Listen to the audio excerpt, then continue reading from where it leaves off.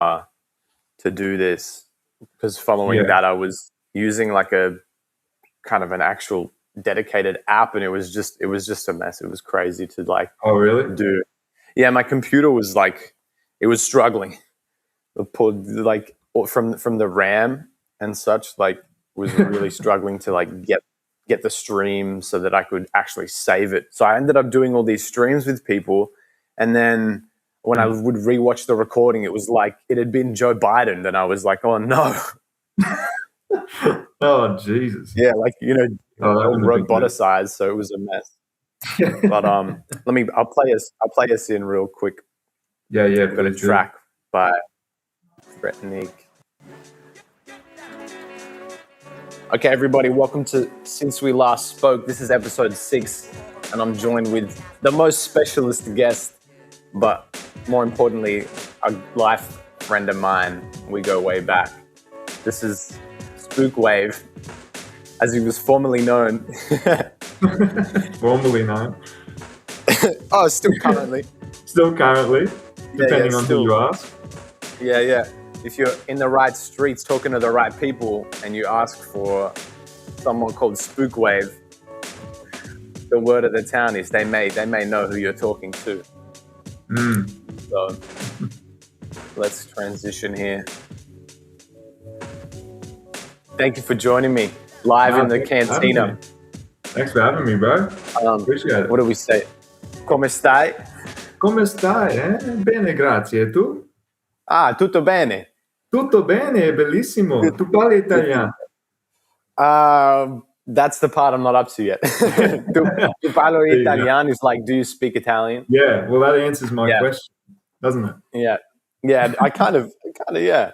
I'm getting like the gist that I understand, like, tu parli italiano, because like parla inglés, if I'm asking like, do they speak English? Exactly. So I'm like kind of getting some of it where I can understand, when what someone's trying to say. Yeah. Which is really interesting, because I feel like reading Italian is kind of, is an element of English involved. Oh yeah, because it's all like derived from Latin, so they share similar sort of language bases. Right. But like I'm kind of in the same boat where when I hear someone speak Italian, I can understand what they're trying to say to me, but sometimes I don't always have the right reply, so I can't respond. So I'm sort of in that world as well, where I'm like in between being able to have a fluent conversation or just like understanding what the conversation's about. Yeah, totally. So then you kind of, that's how I kind of felt like my Greek was as well. Before we get things totally started, I'm gonna share this link so that if anyone's gonna join,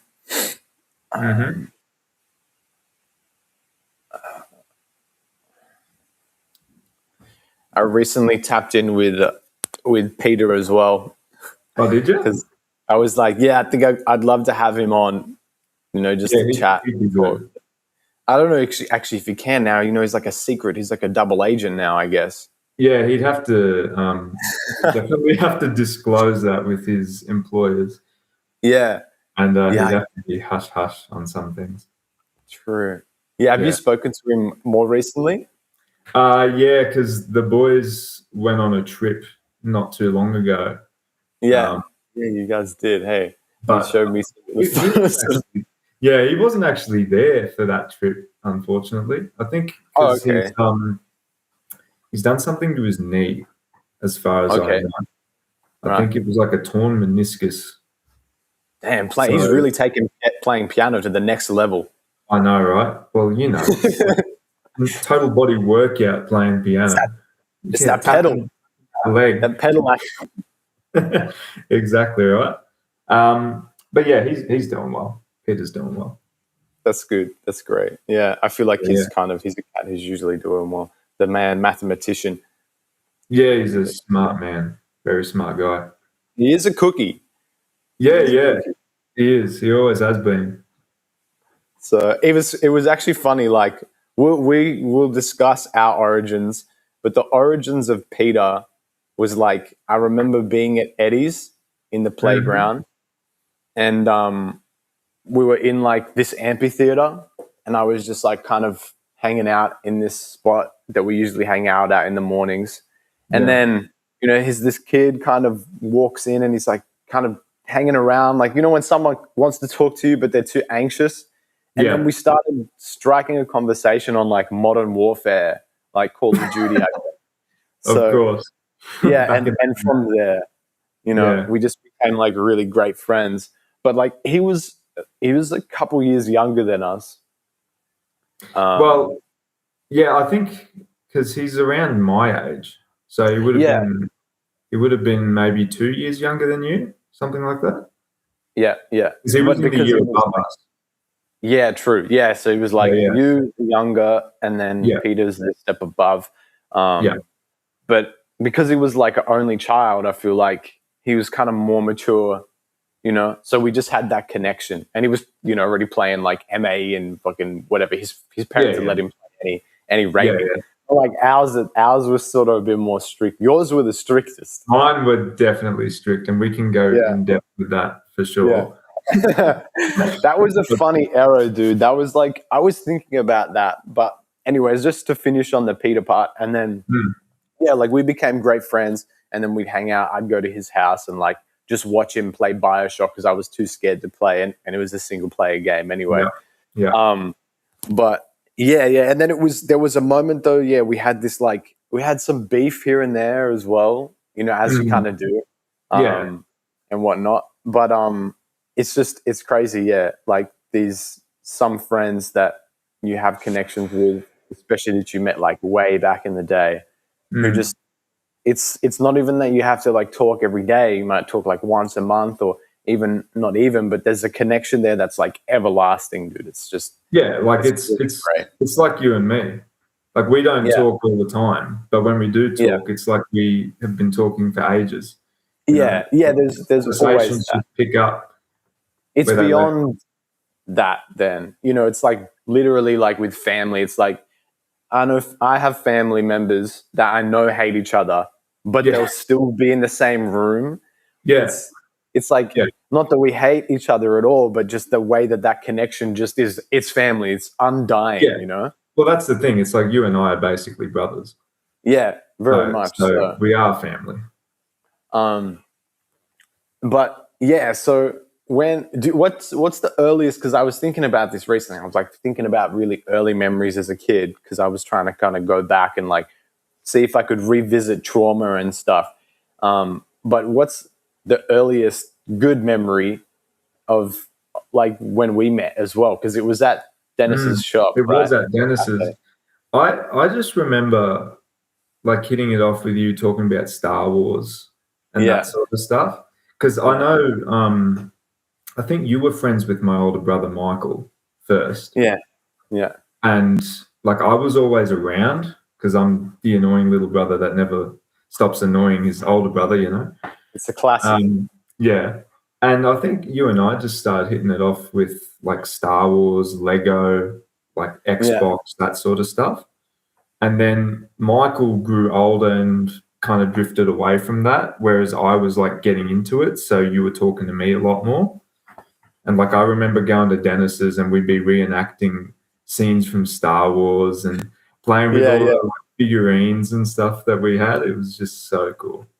The cantina scene with Greedo is like always like going to be with that solo. Like we get the bowl of chips and the shits, and we just sit out the back and we just be doing that the whole time. That was classic. Reenacting that scene like every weekend. It was like because it was like every Saturday.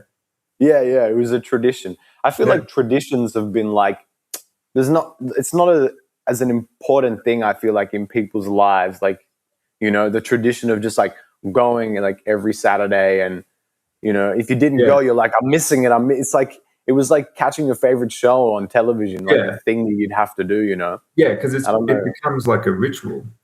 Yeah, it's like it was like church after sport. Our form of church. Yeah, our communion was George Lucas's Empire Strikes Back. Dude. That was our Holy Communion, and discussing how he says "so Italy." I did that, and then like what he says after that. You still remember that. You still remember. Yeah, a little bit. I My try to teacher remember the said whole something. thing. Oh, I remember like it was so immediately, but they did because then we'd switch and you'd be like, no, he doesn't say it like that. Yeah, and yeah. I'd be like, what? I couldn't memorize it. But to be fair, George Lucas was the king of just changing everything from each edition. It would be something different. Yeah, so did you hear recently he had like a spin-off Star Wars series about like how in Coruscant there's like different levels? Like the history of the planet Coruscant's actually like crazy, where there's like multiple levels and then it gets worse and worse. Like it gets like the lower you go, the deeper into the planet. Yeah. I think like economically the higher the crime rate is and stuff like that. Yeah. It's like all underworld stuff. Yeah, which was really cool. Oh, he just dropped out. He's back. There we go. With a small interlude. Oh, you gotta love the internet, don't you? Yeah, I know. 2026. Welcome to the internet. But I remember they released like some scripts that he had of an unreleased show that was like detailing, like Underworld. Star Wars Underworld was the name of the show. Yeah. Which I was like, damn, I wish he released that. But he was the king of creating like universes. Well, the whole Star Wars thing was him. Like it's all crazy, right? Nothing. And that universe is like just constantly being expanded. And not just by him. Like you look at the books and the video game, and it's all under the LucasArts like profile, but it wasn't just him that did it. He gave license to all these other people to do all these projects and just keep adding to the lore and the universe. So it would just keep expanding. And then when he took over, it's like now all of that's not canon. And they're trying to do everything themselves. And it's like there's so much stuff there that you could draw upon. I just feel like there's no respect for the IP, like, just all of like the history and what Star Wars was. Like they just kind of threw that out and were like, let's just turn it into Bambi. Make everything Bambi. Make it all Disney based, mate. That's it's crazy. Thing. Like the Disney trope is just like have a female lead, strong female lead, and then it's like, throw in a few kind of mix events and then like make her brother be the evil guy and it's like it's all shit that like you can see it's like very scripted and it doesn't you can see it like from a mile away. You know exactly what's going to happen. Yeah. So it's like I guess it's not original. Yeah, it's definitely not original. It's more like captivating maybe because it's just cinematic, right? What did you think of the Mandalorian Grogu? Did you watch the trailer? I did watch the trailer, and to be honest with you, I'm not very interested. True. I didn't even watch it. Yeah, well, there you go. I think, unfortunately, it's just become a bigger thing in the Star Wars fan base. I think there's this growing sense of apathy, especially towards Disney and how they're handling Star Wars, because I think they've just fumbled so many projects that have had like high hopes and like tons of potential, and they just don't know how to take it forward and turn it into something good that people actually want to watch. And like the key thing they do is whenever it starts to fail, whenever their own original stuff starts to fail, they just get fan service stuff. So bring back a character from like the movies and just slot them into this show, even though it makes no sense. And it's like, oh, here you go. You got your favorite character. It's like, well, why are they here? It doesn't make any sense. Yeah. It's like just taking a child to the store and buying him a toy to just be like, okay, shut up now. Yeah, shut up. Enjoy that for a bit, and then. Yeah, but you're like, you got no substance, you got no like, you didn't want that toy, I guess. So you didn't even know why you want it. Like nobody wants to convince you. So that's it. And like, I do think an exception is, did you see Andor? I have watched the first few episodes and then I'm kind of like, I wrote it out, but I even from the first few episodes, I was like, whoa, this is different. You got to stick with it, please. Yeah. You'll be amazed. That is. I got to watch it. That's the best Disney Star Wars I've watched. Because like it is completely original and it's not what you'd expect from Disney at all. And I really like the way that they're actually taking Star Wars into a more grounded, realistic view from like a civilian's point of view. Because the Empire are now like really scary and really evil and feared, which is what they should be, right? Yeah. So, and then you get to see how the rebellion actually starts and all the sacrifices they have to make and all the like deception they have to go through to actually make it succeed. Like there's a lot at stake. And obviously you know where it's going to end up because it's all before A New Hope. So you know right. how it all goes. But all the stuff behind the scenes that you don't get to see from the movies is in that show. And it's like it opens your eyes to a bigger world or a bigger universe in Star Wars. Yeah. Yeah, and that's what it's all about, I feel like. That's what, the mystery and revealing like things like in the politics and even that the prequels sort of did, like if you sort of watch them again, when we did, and you kind of analyze them from that perspective, you're like, yeah, they were kind of bad and they were cheesy in the writing, but like what it showed as well for the like, the substance of what Star Wars and the universe is like it showed like the power of the Empire and, the corruption and that as well. I think it's, that's exactly right. That's exactly now it's all very like surface. Everyone's scared there's no layers to it. It's exactly what you say. It's very surface. So like on that whole Mandalorian thing, the first season of the show I did enjoy because it was like new characters, new story, still like in between the end of the sixth movie and the start of the seventh movie. So still like an untold part of Star Wars history.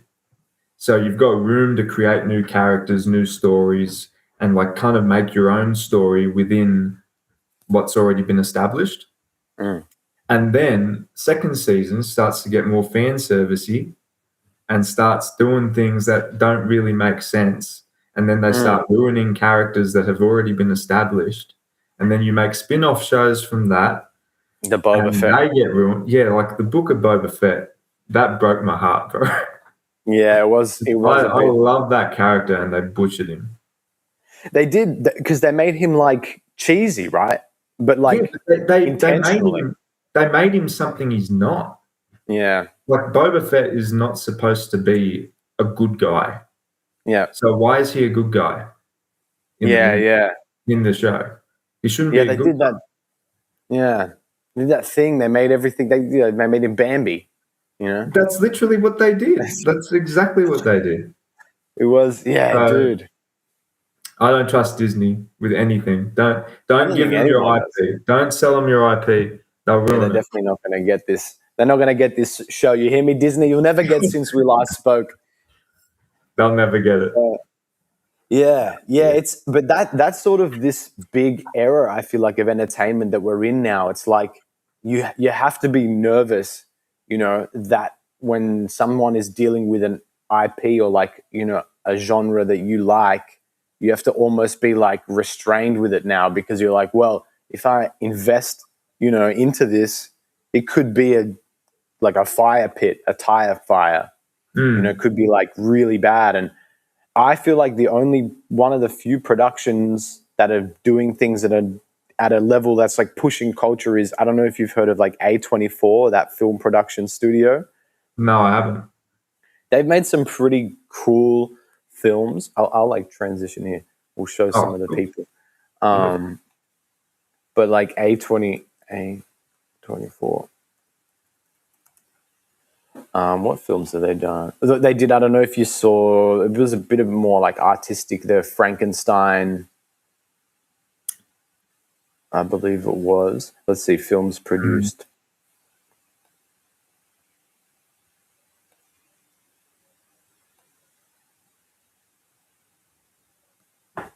Where have we got it? Some TV as well. This doesn't even show a lot of their stuff. Or I don't know if you heard of Hereditary, which really came out in 2018. Yeah, I have heard that. So was that by that studio? That was one of the ones that was really big, like, because it was just like a really scary horror movie that was like more genuinely like true to the horror genre.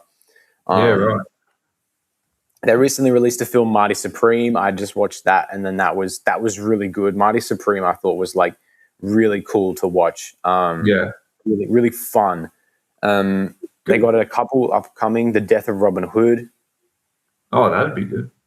That could be all right. Yeah. But they have films. Oh, here we go. Yeah, they have films that are like captivating. This one with The Rock, which was The Smashing Machine, which really I did watch that one. I didn't know it was by that studio. Okay. Yeah, so there's a bit of like, maybe you can connect some of the dots, as well. Yeah. But yeah, no, because I did like that movie. Yeah, and they're films that really like push the genre. They're doing something new. They're taking a risk. Like, even there was a film called If I Had Legs, I'd Kick You, and then that had a pretty interesting cast, like Winona Ryder. Wait, no, sorry, Rose Byrne, and that had A$AP Rocky in it as well, who's a rapper, and it had his like an acting role in that.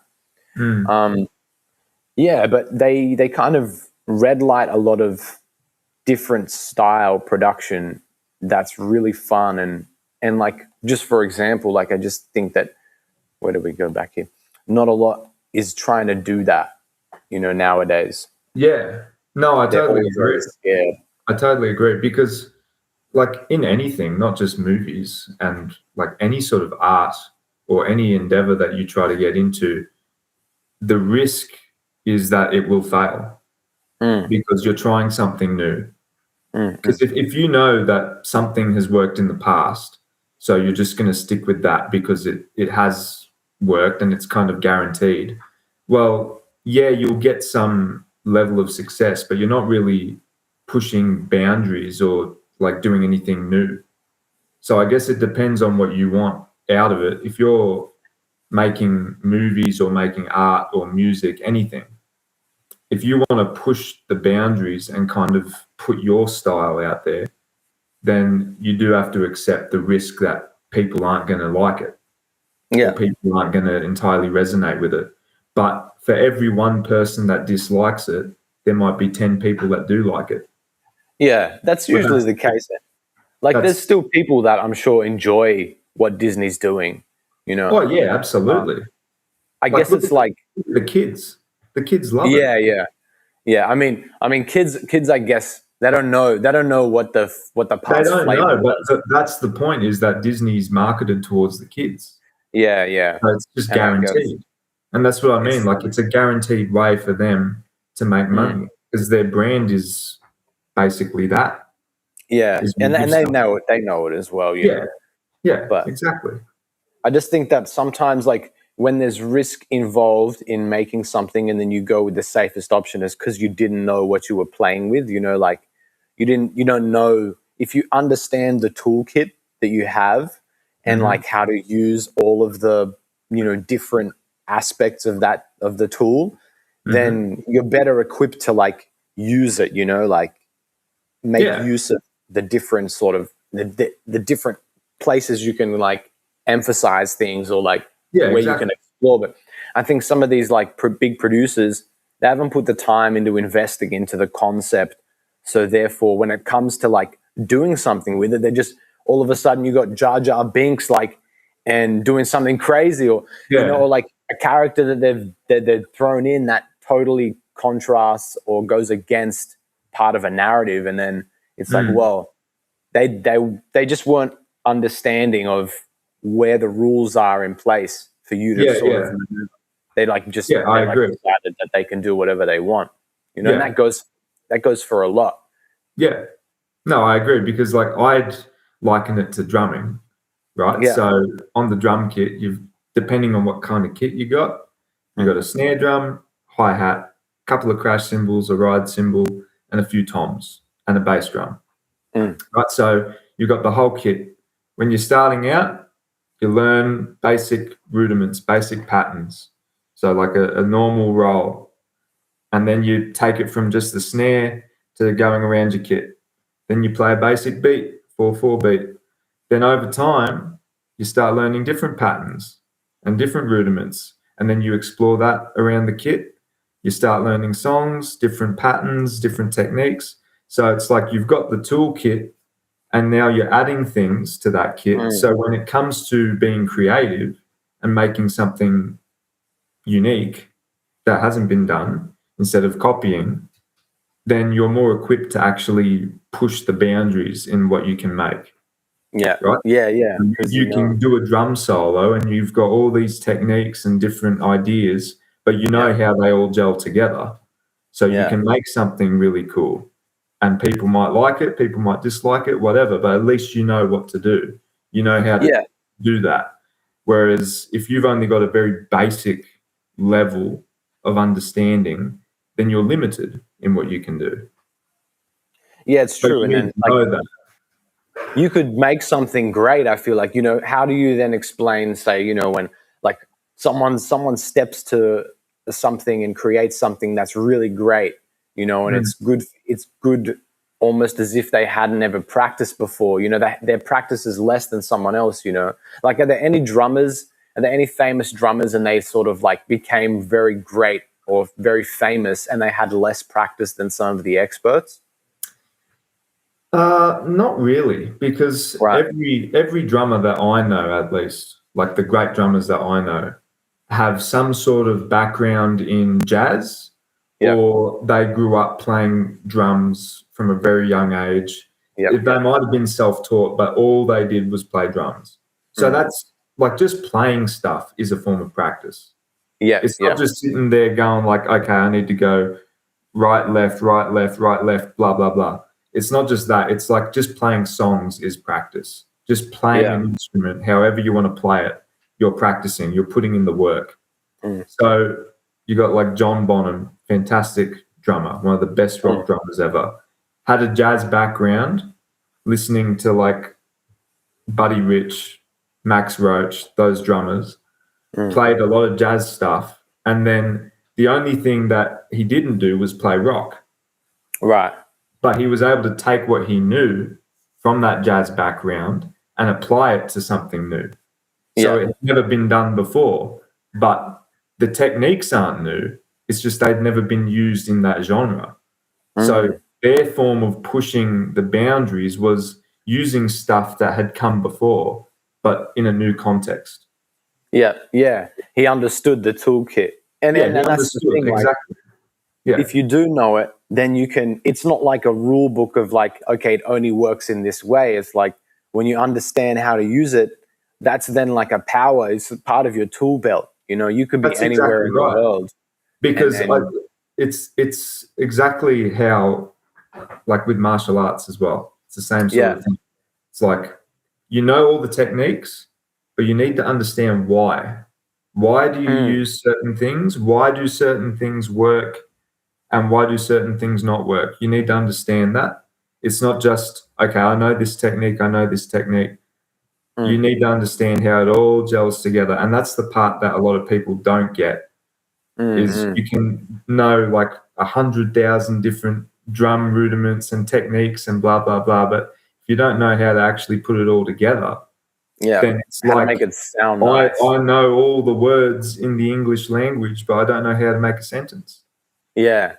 Right? Because it doesn't sound with this word, It still needs to sound nice at the end of the day. It needs to make sense. You're playing a song, you're playing the drums in a way that, like, if you're playing for people, you want them to connect to it. And in order to do that, it does need to make sense. It needs to follow like some sort of rhythm. It needs to follow the rules of music. Because that's what's governing you, right? Yeah, because you can slap the drums in whatever way you want, but we all know what sounds good and what doesn't sound good. Like, even if you don't know music, you can hear a drummer play a beat, and if it sounds off, it sounds off. There's just something instinctual that oh, that's not quite on time, or that's not very rhythmic. That doesn't have a good beat or a good feel. We call it feel, right? So you want to make people feel good and feel groovy, like they can connect with it, right? Yeah. So if you don't have that, then you don't have to be a top tier musician to know that. You can just understand that. It's very basic. Yeah. Okay, so we've come from from the beginnings, you started with drums, or we started actually earlier, sorry. We started touching on where we came from. Yeah. Back in the day, meeting up and that as well. A bit of our kind of likes and that stuff as well. Where do you think, during life, how do you think it's sort of taken you, at this point in time from where you began to now? Do you feel like there's been, could you have guessed that you'd be sort of where you are at this point in time?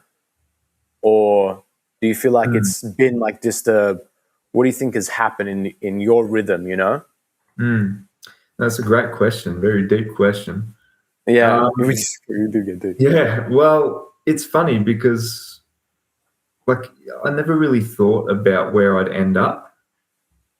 For me, it was more about just go with the flow sort of thing. Especially in high school, I had things going on in my life externally that had a huge effect for me and where my headspace was at.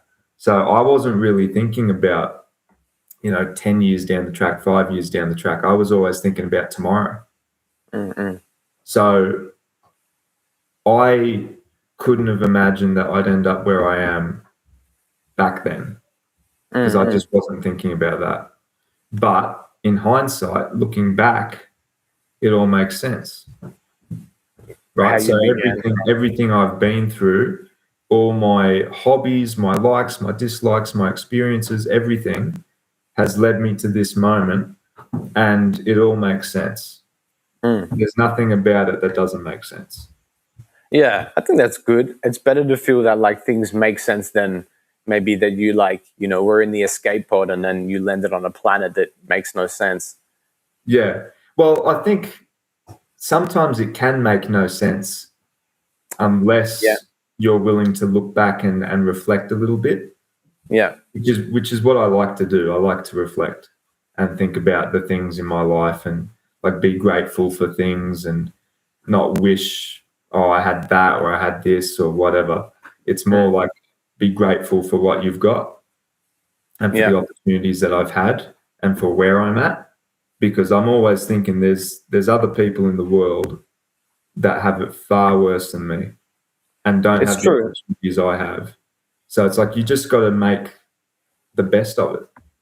Yeah, I think that's the goal, is just making the most, opening the jar of worms and just really just making the most of it. Just I've been thinking about that recently, but sometimes I guess you can get in the headspace of using other people as a reflection point as well. Yeah. And sometimes I get into that headspace and then I try and cancel that really quickly because I'm well, that's they're living their life, they're doing their thing.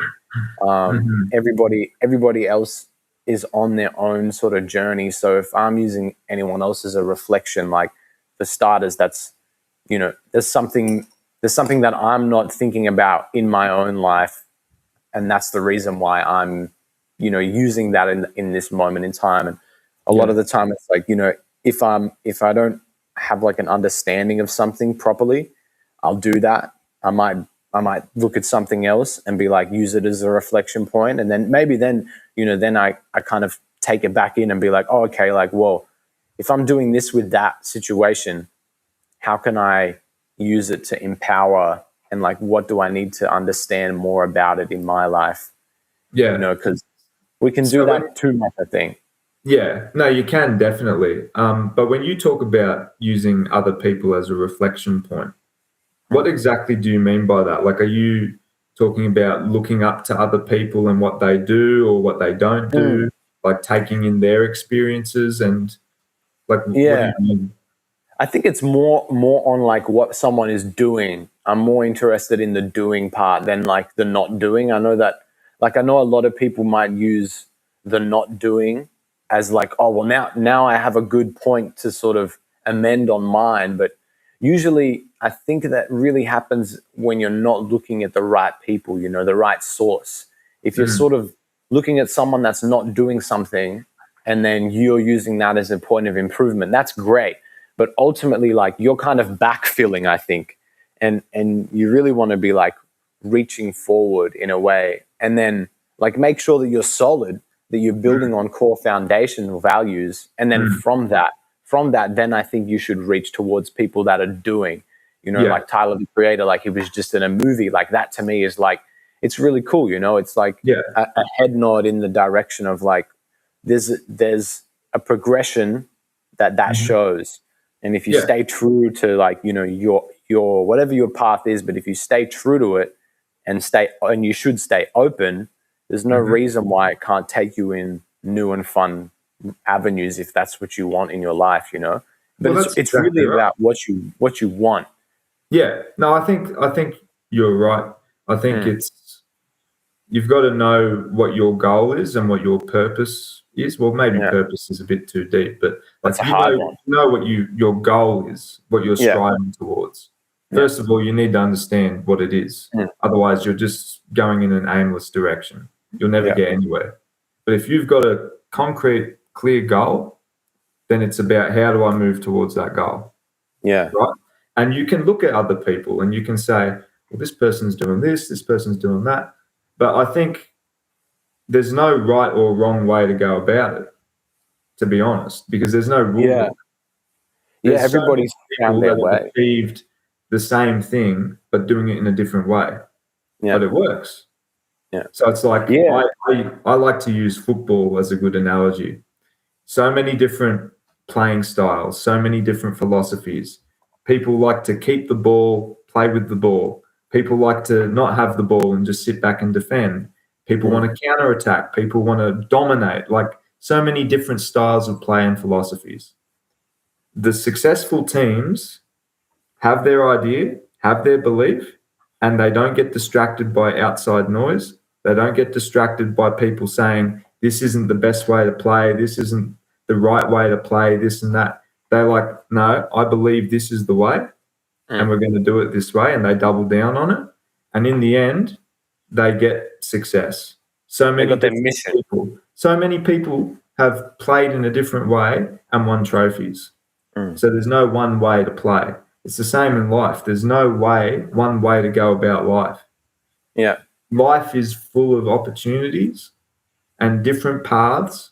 And at the end of the day, you've got to know where you want to be, where you want to get to, and you just have to go for it.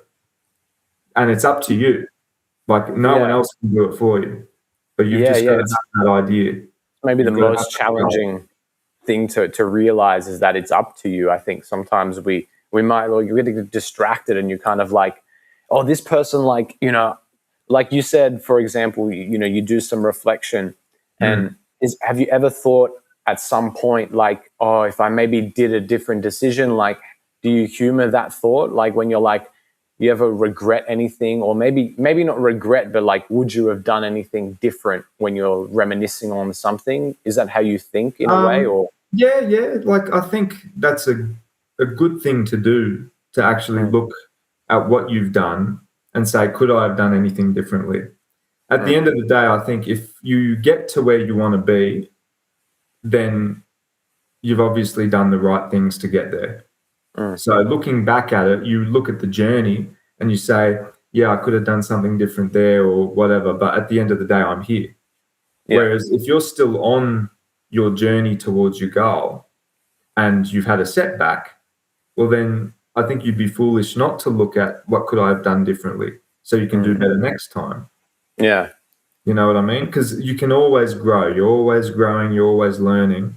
So there's no reason why you don't look at history and say, let's not repeat the same mistakes that we made.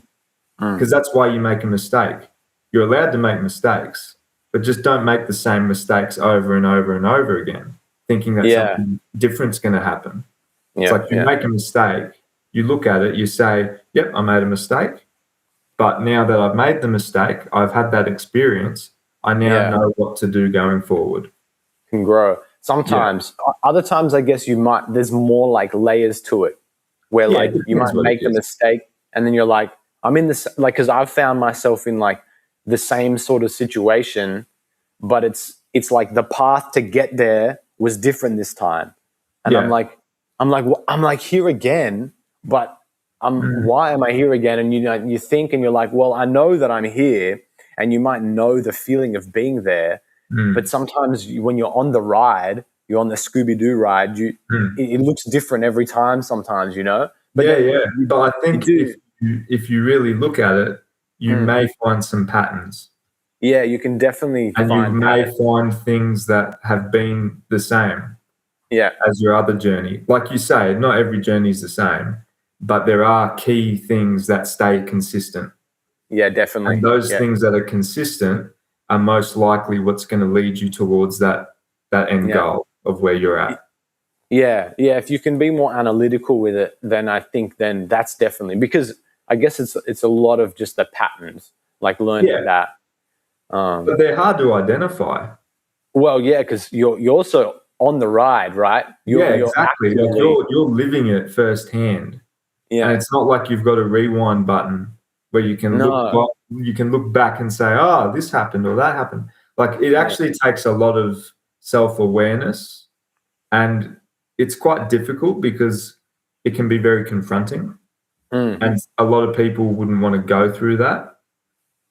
But if you can go through that and be uncomfortable about learning about yourself and some of the negative things that you've got or the negative experiences you've had, then you can grow. That's the first step, is actually acknowledging, I'm not perfect. I have made mistakes, but I need to be able to be okay with that so I can move on, so I can grow. I feel like, when we say like nobody's perfect, it's almost as if like, well, you could be perfect, but nobody's perfect. Or it's like by doing the whole like acknowledging that you're not perfect, it's almost like you're humoring the fact that there even is an ideal perfection, I guess, and well, I get what you're saying, but in the way I see it, I don't see it that way. I think perfection is a fallacy. There's no such thing as perfection. Yeah. But we use the word because there's no other way to describe it. Like perfection is an idea. We have an idea in our heads of something that is perfect, right? Like a perfect square. We know what a perfect square is. Can we ever find a real perfect square? Defined by mathematics, I guess. Defined by maths, but then again, like we know what perfection is as an idea, as a form. But in reality, you can't achieve perfection. So, I think we like something that's different. Yeah, well, okay. So instead of the whole perfect square thing, we have a perfect image of ourselves, right? We know what we want to be, the kind of person we want to be. So we strive to be that person, to get to that level. Will we ever be that person? No. Because the ideal person would be someone that never makes a mistake, that never fails, that's always nice, that always succeeds, this and that. That's not real. Yeah, it's not likable as well, I think, No, it's not. But in your mind, it's like you don't want to fail. You don't want to make mistakes. Oh, yeah. I mean, that could almost be a fear of failure in a way. Yeah, it is. It is. But again, like a perfect person would have no fear. Yeah. Just good. Right, but that's just not the reality. And the thing is, you need those things in life. Yeah, you do need those things. That's why we have them. They wouldn't be here if they weren't needed. Yeah, like we wouldn't be programmed to feel fear if it wasn't required. It's true. Right? You wouldn't have dreams. Yeah, exactly. And it's like you can only humor a dream if you're not afraid to fail as well. Yeah, exactly. That's exactly right. So in terms of perfection, when I say nobody's perfect, it's because it doesn't exist. Yeah. But we have an idea of what perfect would look like. But you'll never be that. But you have to acknowledge that and say, yep, I'm never going to be perfect, but I can be the best I can be. Yeah. And you have to be content with that, because otherwise you're just chasing something that you'll never catch. Yeah, you'll never feel like fulfilled. Yeah, you will never get that sense of fulfillment, because and it's really interesting. More. Yeah, I think like in art and like a lot of musicians, and I think, you know, it happens a lot with the arts, right? Like you have the story of like how many great musicians or how many great artists have like committed suicide or whatever the case is. You know, you see them and they're depressed and like they're going through therapy. Like, I know so many artists that are like they go and see therapists because mentally they're successful. But being successful doesn't mean that you are like sustained. It doesn't like sustain your soul as a human, you know. I think it's like that's very different things. Whereas like some people that you've met that are the most content with their life are people who they have very little. They have very simple lives. Yeah. They don't have all these things stacked on top of them. Yeah. Like I've had that conversation with Dad about like being content and fulfilled in life. It's like, is it about chasing success? Is it about money? Is it about status? Like, what's it about? You never really know. But like you said, most people that are the most content with life are the people who live very simple lives. Like my martial arts teacher has never had like a proper job. He's just done whatever he wants. He plays cards. He's got a farm. He makes money off teaching martial arts because he loves martial arts, right? So that's his passion. So that's how he makes a living. But he lives a very simple life. Like he's got a flip phone. He doesn't know what a smartphone is. He's got the Nokia. Yeah, the dude doesn't like using a debit card because he likes cash. Like very simple, very, very old school. But he's very happy and content with his life.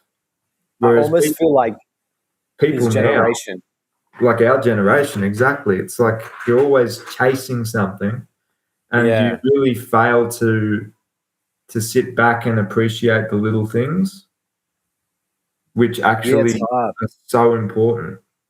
We've been sold on this idea of like, especially us, that you're never satisfied with what you have, you know. I always feel I catch myself thinking like I'm so self-aware that like I'll have the thought of like, oh, maybe I could use like this, or like maybe I need to go and buy this, you know. And then I'll like think about it and be like, why am I even like, I'm like thinking that thought. Like then I think about it and I'm like, do I need that? And then the answer is usually no, you know. And then but I still will humor the thought because it's like I'm never content as well. Being content is like you definitely have to be happy with like not only maybe having less than what you desire, but you have to acknowledge your desires. And sometimes that's so hard to do because what you desire, it's like something that's almost within you, right? Yeah. And that's what I mean. Like learning about yourself and doing this reflection is very confronting, because it does mean you have to come to terms with a lot of things that you might not like and you might be afraid of.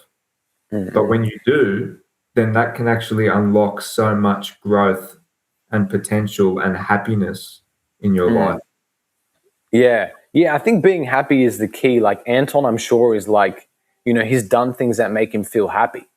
Yeah. You know? Yeah, his whole life he's just been happy. Like, that's his currency. He plays cards because it makes him happy. He enjoys it. He teaches martial arts because he enjoys it. He goes to the farm because he enjoys it. Yeah. And he doesn't want to work for people. So why would he like go through the unhappiness of having to work for someone else when it doesn't give him any joy? If he can if he can live life and be happy with that, then that's fantastic. Yeah, he's figured out one of the keys, which is like, you know, even though he said he doesn't like serving people, what he's doing is still in service by martial arts, you know? Yeah, although he's like it's not the fact that it's not the fact he doesn't like serving people. It's more like he doesn't want to be he doesn't want to be used. And Yeah, he doesn't like the idea of the 9 to 5, the CEO. Yeah, he doesn't want to have to be like just a number. Yeah. Like part of a big machine. Yeah. You know? Yeah, and I think a lot of people think like that as well, but they just don't know how to find their way out. And what he's done, which is like, you know, being of service to something that is bigger than you as well, is also fulfilling. So that works for people, you know, who are okay with the 9 to 5 thing. But because there's no personality in that, that's why when they get to 35, they shoot somebody, or they're at a bar and somebody's like, and they glass a stand-up comic or something like that, you know. Yeah. I agree with, because it's like there's something within you that's still resenting the fact that you are doing that and not able to be a human. Yeah, it depends, because I think, like, I know people that have worked the 9 to 5 and they're very happy because they're still able to be content with their lives. I think sometimes you can be too self-aware. You know how they say ignorance is bliss? Yeah, it can be. Yeah. Sometimes you can be too self-aware about what you're doing, and then you start overthinking everything, and then you're never content because you're always spiraling. You've always got something in your mind about how, I'm just a number. I'm a small cog in a big machine. I'm serving greedy corporations, this and that, people I don't trust, people that don't care about me. Whereas other people are like, dude, I just want the money so I can go and live my life outside of work. I don't care. Yeah. They still have like a passion outside of that. Yeah. So I think it's that balance as well, and just being happy to make that sacrifice. Yeah, it's a hard thing. I also thought recently that, like, you know, there's a lot of virtue in like just being patient. It's something that we always like struggle with, like patience in yourself, patience in like what you're pursuing, and then patience in conversation is something that's like difficult sometimes. You have to hold it, because it's like a rope that's, you know, it's like a rope that's constantly being pulled. But by holding that, you know, sometimes it can be uncomfortable, but by being patient and being more aware like that, you can really make use of the moments more, which is what life is really. It's like these moments, because when we're thinking back, I always feel like, for me at least, I'm always thinking like, oh, that was a moment, you know, and I'm always like, did I kind of get the most out of that moment in time that was finite? Because a moment begins and ends, you know, every moment ends. But for me, it's like thinking about, okay, now I really think it's important for me to understand when I'm having a moment, and being able to like just tap in and get the most out of it and really enjoy it, you know, and for what it is. Because sometimes I think back and I'm like, oh, that was such a cool moment in my life, but because I was distracted by the next one, or distracted by like something else, I was anxious, you know, for whatever reason. I just feel that maybe that moment slipped me by from just being able to be more present in it. So, and that takes like patience, because if you're thinking about like the next day, or like, you know, this email I have to send, that moment's going to slip by. You're also not being patient because you're impatiently waiting for the next moment, right? Yeah. No, you're right, 100%. And I think that thing about being patient, patience is something that I think a lot of people have lost. Yeah, me at times as well. Like, I don't always have it. No, well, nobody's ever completely patient. Like, I'm impatient most of the time. Yeah. But I think a lot of people have just lost patience in life. It's always, I want something as quickly as possible. I want a silver bullet, whatever it is. And that's how people make their money, is trying to market towards these impatient people that just want it now. Yeah, it's like, true. I will give you a pill that will help you lose fat in 10 days. Yeah. Right? There is that though. Have you had Ozempic? Yeah, exactly. Ozempic is real, right, dude. But I know. But that's exactly what I mean. Like, instead of actually having to put in the work and do it in a slower way, but ultimately a better way long term, and that's scientifically proven. Yeah, There's no 100%. denying it. So no medication is ever like that. Yeah. like that's the thing. So we're just a world full of impatient people at the moment. It's like we've just lost it. Yeah. We're still not getting any better.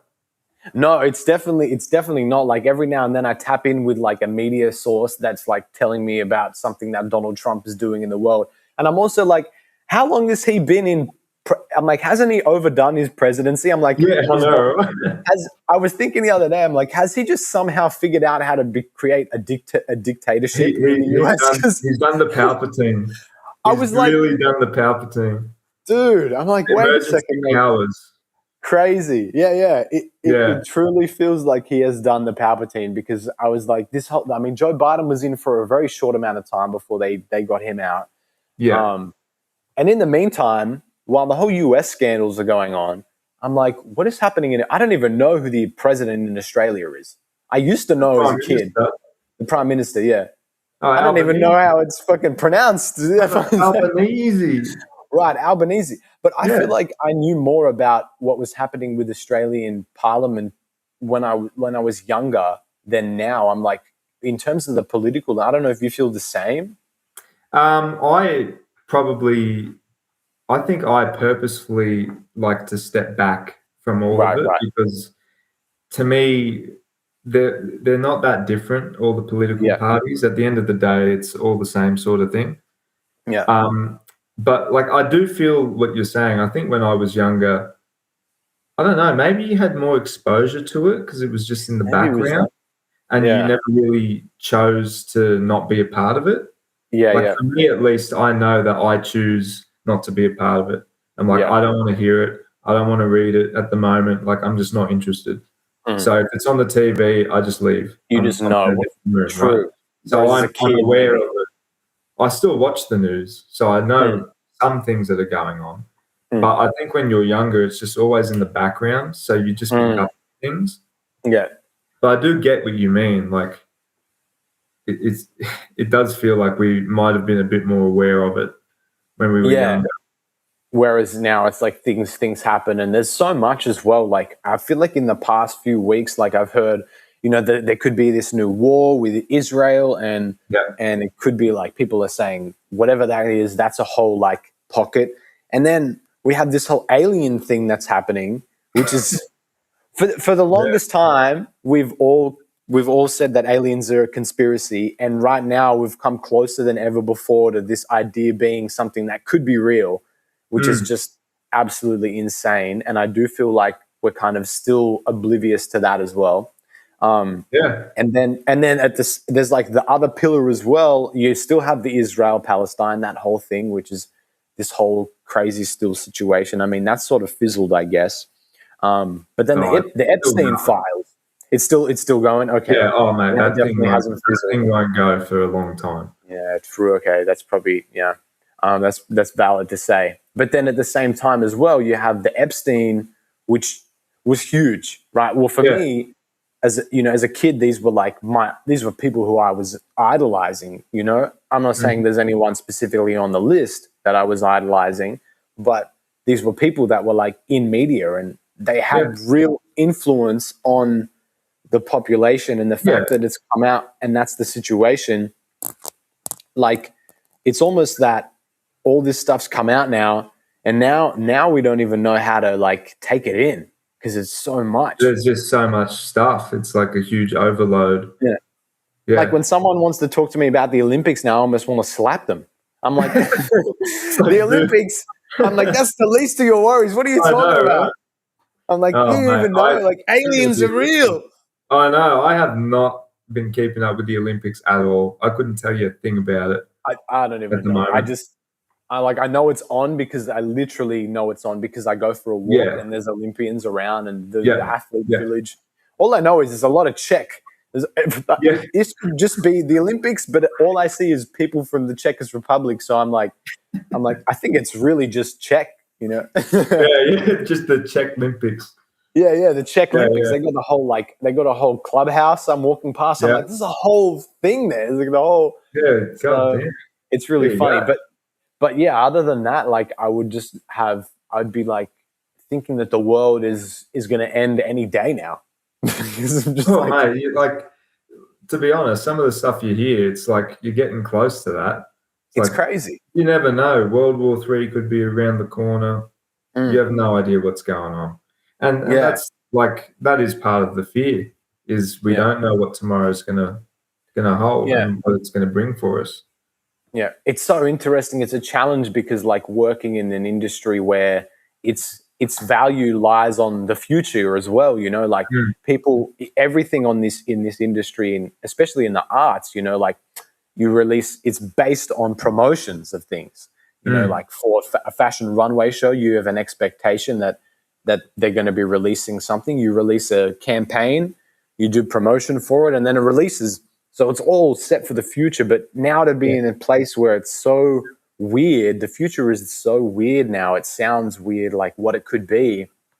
It's such a challenge, because then it's like, how do you also maintain patience with the fact that where you're going is so undetermined by everything based on where we're at and based on what's happening. So it's crazy. That's why for me it's like crazy. But also I think that regardless of what's going on in the world, the future's undetermined anyway. Always. You never know. You never know what's going to happen. I could walk out of here and get smacked in the face by a panini and die. Well, you could. You could get a panini thrown at you, and then who knows what happens next. Yeah, you walk onto the road, you're like, I can't see this panini, and you get hit by a freaking... Go on. I mean, there's I guess an odds of, you know, there are odds of that, yes, but the most common denominator. But nothing in life is really promised. Yeah, nothing's promised. Nothing's promised. The only thing that you get in life is you're born, and one day you're going to die. Right? That's certain. But you never know when that day will come. So it's like, you got those moments you talk about. You really got to appreciate those moments. Yeah. That's really got to appreciate them. That's kind of why I've really been attracted to, like, not only this like show as a platform, but then, you know, it was like, what I understood about. So I began, we'll go back a bit, but like a while back, I was doing some study on like the Meisner technique. I don't know if you've heard of that. I think you were telling me about that, actually. Yeah. But basically, like the Meisner technique, the idea is that you're with a scene partner and you're not thinking about like what the lines are that are next that you need to reply to. You're actually there. You're like sitting with it and taking in the information and then responding in a natural way, you know? So it's still not like method acting. It's not quite following that. It's its own sort of thing. But the idea is that, like, instead of thinking about the character you need to be, you just think and be in that moment more. And I was like, this then stand-up comedy, not for the fact that, like, yes, like at the surface level, like every stand-up comedian is like trying to be funny. Like that's the goal, you know? Yeah. But it's really just about like thinking more patiently and thinking more analytically about something, in my opinion, you know, about a moment. And then like, if you can be more patient with that thought, you can get more out of it. You can really like stretch it out and, you know, and then you really fulfill more of that thing, whatever it is, you know, even if it's just an idea, you know, you're like stretching it out, and then you tell people the perspective, and that's when it might be funny or not. No, there's definitely a lot of positive stuff in being able to sit with your thoughts before actually like responding to a question. Even it's like you get asked a question, and then instead of responding straight away, it's like, okay, let me just think about what I've just been asked. What's my response to that? How do I feel about that? Like genuinely, instead of just coming up with a automatic response. You know what I mean? Yeah. And it's usually more substantial when you do that. Yeah, you definitely, exactly. And the substantial moment of you being more like substantial and being of like true character is how you get that golden moment. And it's authentic as well. Yeah, authenticity is like the thing. Sometimes I feel like I know when I'm being more performative, and it's like it's such a thing because like I've always, when I think back, and there's always been some part of me that's been performative. When I think about it. Like you as well, like we used to that was literally part of being a kid, is almost like being performative. You play a character. Yeah, and everybody's done it. It's like you dress up as a character. Like for us, we dress up as Star Wars characters. You go out and you play. And you're him. Character. Yeah, you're that character. You're not you. That's actually the Meisner technique. Like that's a full example they used, is like when a kid's playing like a Wild Western character, and then you go up to the kid and you try and speak to him like who he is as a kid. A lot of the time, a kid will look at you and maintain that character, you know? Yeah. And be like, stick them up, you know, because it's like, show me the money. It's because it's it's not, they're not faking it. It's just like that authenticity of that. They've just like embodied that persona and started to think that way. Yeah, because so much. All the actions are based on that sort of character. Yeah, well, and they're not even thinking like when you're being a character. It's like how does a cowboy think? You know, you're just like you as a kid. You're like this is what a cowboy does. Yeah, you are a cowboy. Yeah. Whereas I think when we grow a bit more, we think about like, oh, how is a cowboy meant to think? Yeah. And we get taught like that in school. It's like you need to think about how someone's trying to think like them. Not go with more of your emotion, you know. And I mean that doesn't work you can't be emotive all the time, I guess, you know. I mean we meet people all the time that are too emotional, and then everything is like a big, you know, I'm sure we're ethnics. We've got family members, like it's like it's a big deal. Oh my God! With some of them, it's like they're just they're big kids. They are. It's like they never grew up.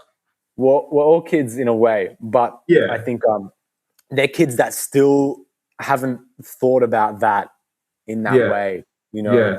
And like I was saying about like being performative, because I was thinking back and reflecting, and I'm like, it's such a big part of me that I have to make it important to understand like where the line is drawn. Otherwise, it all becomes like a mix. You know, I think because I can be so genuine, and I am so genuine, then it's also ties in with the performative side. But there's a time where like one needs to be over the other. You know, if I'm like, and I'm still like it's still in the witch's pot for me. I feel like in a big way. There's so much that I'm making and creating a lot of the time, and it's kind of like interesting the layers of that, because even with you, it's like in playing the drums, it's like that's a really performative part of you, but it's also part of who you are. So there's layers to it where to expose that there is a level of you needing to overcome like, oh, someone will judge me on this, you know? And you know, and you have to be comfortable and acclimatize yourself like in whatever way you can to that, because that's also a muscle. Like performing is a muscle, and like any muscle, like if you don't train it, so interesting, like you don't train that muscle, then it becomes really relaxed, and you can't like, it's not impressive anymore at that level if you don't train it. And you know, some people, they don't do bodybuilding training is what I'm kind of understanding, you know, like everybody has different strengths, literally. But not everyone has the capacity or the want to train that part of them to a level where they might want to perform. And you know, I think it's important, like it's been important for me to kind of acknowledge that, because I'm working with people who have that as well. And I'm like such an enterprise guy, you know, every idea to me is like, whoa, what if we like Millennium Falconed it? Yeah, like, exactly. You know, right? and it's like, but it's not always like the thing. And then that's me not being patient is where I bring that to again. It's me kind of taking that out of context and in that way. So I think, have you ever sort of thought about your performative side and that type of thing? I think to a degree, yeah, because I think it's also, it's like how people wear masks in certain situations, right? And that's kind of like the performative side of it. It's like depending on the situation you're in, depending on whether you're at work, whether you're out and about with friends, or whether you're meeting someone new, going out on a date, whatever it might be, playing drums or performing, you have this version of yourself that you put out there. And it's like a performance. It's not necessarily the authentic version of you, if you know what I mean. The authentic version of you usually is when you're by yourself, with nobody around you, nobody to judge you except yourself. And that's usually where all your authentic behaviors, your entire personality comes out. It's where you're comfortable. So from that point of view, yeah, I've thought about the performative side. But like in terms of performing in front of people and being judged by people, definitely not to a huge scale, because the only people that are going to be judging me are the people that I actually meet. Because I'm not a performer, right? So I don't have a big like fan base or anything like that. So I'm not worried about those people that I don't know or people behind the screen, because that's just not my life. But people that I meet for the first time or people that I know, I worry about them judging me. Absolutely. Yeah, so that's where the performance kind of comes in. Yeah. Yeah, I think that's cool as well. It's great, like, you know, in that way as well. I'm also like, even when you are alone, I feel like because we are such like communal people and humans in general, I'm like, there's also a level of genuineness that comes probably when you're with people that you feel like you can be most comfortable around. Oh yeah, for sure. I noticed that like I really can't stand being around people that like don't make you feel comfortable. You know, when you might be around someone and you might not know why, but you just don't feel that like you have to feel like you put on something, or like it puts pressure on you to almost like emphasize part of your character that you might not like otherwise. Yeah, and that's it, the performative thing. So, and that's good and bad, because that can really bring the best out of you at times as well. But sometimes it can just make you feel like really uncomfortable too. Yeah. So, and like I think it does depend on the situation as well, and the people that you're around. Can't always avoid it, right? Yeah, you can't always avoid it, but I think when you're around family and close friends, you want to be comfortable. You really want to be comfortable because your family, ideally, not everyone's like this, but your family should be able to accept you for who you are and be comfortable with you being comfortable, right? And vice versa, you should expect the same for them. You should be able to feel like they can be themselves in front of you. That's your family. Your friends, your really close friends, ideally that would be the same, right? It depends on your level of friendship and your relationship, but there are other people out there who, like in my world, I'd consider friends, but I'm not my entire authentic self around them. Like there are some things that I hide. There are some parts of myself that I'm not completely authentic with, and that's okay, because they're the same, right?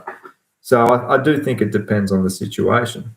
Yeah, absolutely. And the person as well, I guess. Yeah, like some people might come up to you and tell you about their sex life. You know, that's that's something that like I don't want to hear it. That's something that people will definitely have filters and layers for, and it's something that like comedy really kind of. I was like, because these are some people that, you know, a lot of stand-up comedians you know, and performers that will just find a way to make this barrier that exists, by breaking that down, it's like, I cannot believe that they're talking about that. But also it's like, well, I mean, yeah, this filter only exists like based on who you are, if it's something you value or not, you know. And it's been something that for me as well has been like a great thing to kind of acknowledge, because I'm like, so many good ideas can be locked behind what you are trying to, what you might think, you know, as in my kind of field. Like, you know, if you're uncomfortable to say something because you think that person might get offended, that thing that you could say might have in that situation, like if you're talking about something creative, like it might have the ability to just like build on a project in such a great way. And it's really like the vulnerability to connect with people is really important as well. And I think sometimes we guard emotions in ways that I'm like, it's up to you if you want to or not. But I'm also like, I think we can be too guarded sometimes, and it really comes across. Like it's like it really hurts the connection, you know? Yeah, no, I agree with you 100%. And like, I'm guilty of it. I've spent so many years being very reserved and guarded about a lot of things in my life and a lot of things about myself.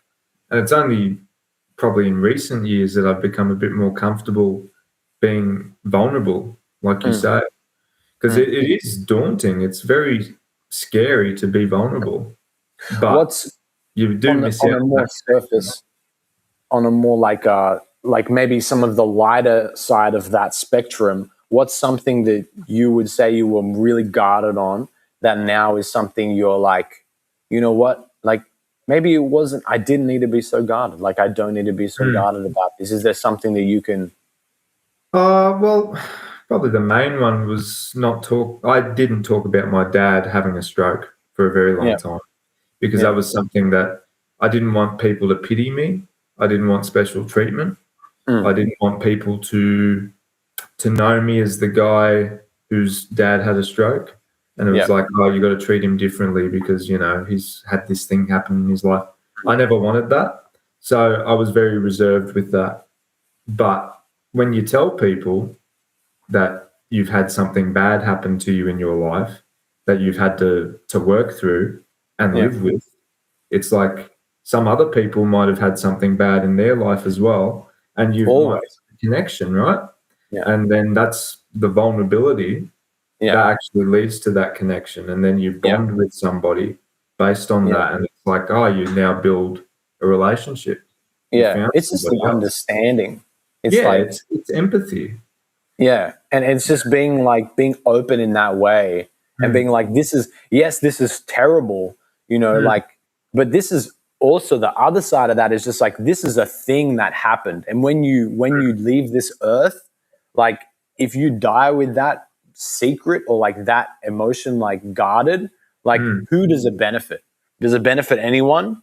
Like if you have like a secret, like you knew who killed John Kennedy, okay, like different. That might happen. That's but like this sort of event that happens in your life, it's sort of like, you know, it has such an impact on you also, but it's like this is also just a thing that happened. And I think if you're more comfortable to talk about that, then like you'll be more true with yourself in a way. Yeah, and that's exactly what I found out, like, because it happened when I was 13, so I was still a kid just going into high school. So like you're trying to discover your identity, you're in a new environment, everything's daunting, everything's like challenging, and like you're growing up, right? So it's a very transformative part of your life. So for me, it was like that was a big thing in my life at that point. And I just didn't want to tell people. I just didn't want people to know. And then you think about it, and it's like, well, does it really matter? Not really. Yeah, like it doesn't matter, right? Like it matters definitely. Don't get me wrong. Like the event mattered, but the reason why you, really? The reason why you got it. We're gonna have a quick break. I'm gonna use the bathroom, I'm gonna put this onto this, and then we'll be right back. Yeah, no problem.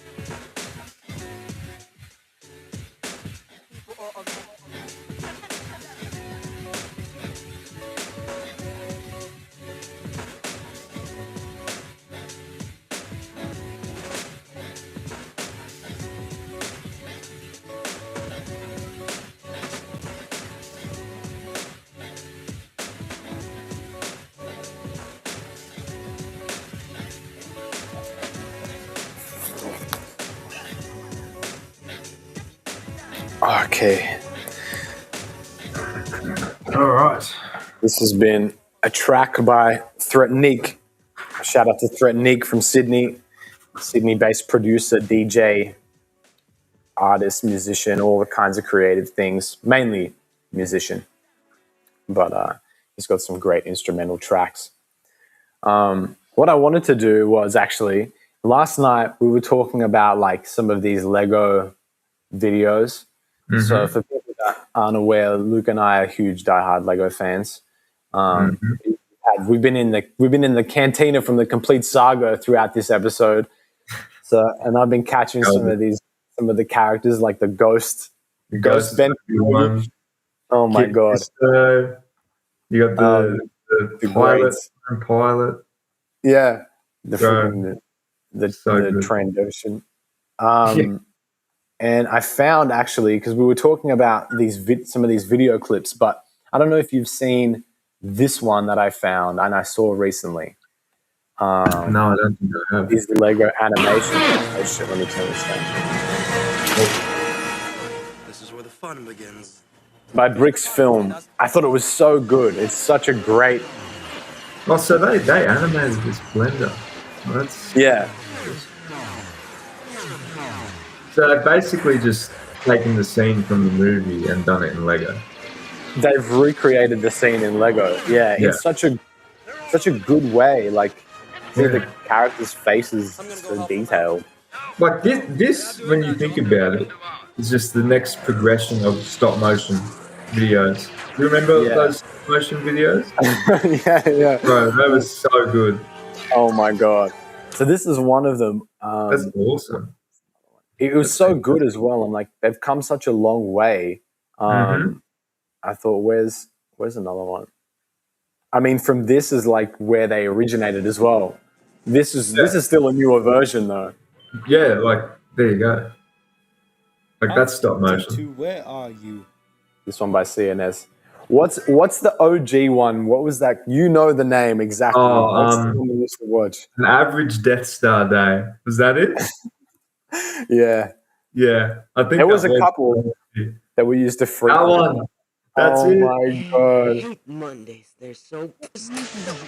Hey, what do you think? It says 11K likes. It's well deserved. Oh, dude, that's so good. Like, Lord Vader. Nice to see you. Hey, it's. He's not gonna fool me this time. He's not gonna fool me this time. Bro, I remember this. Like word for word. No doubt.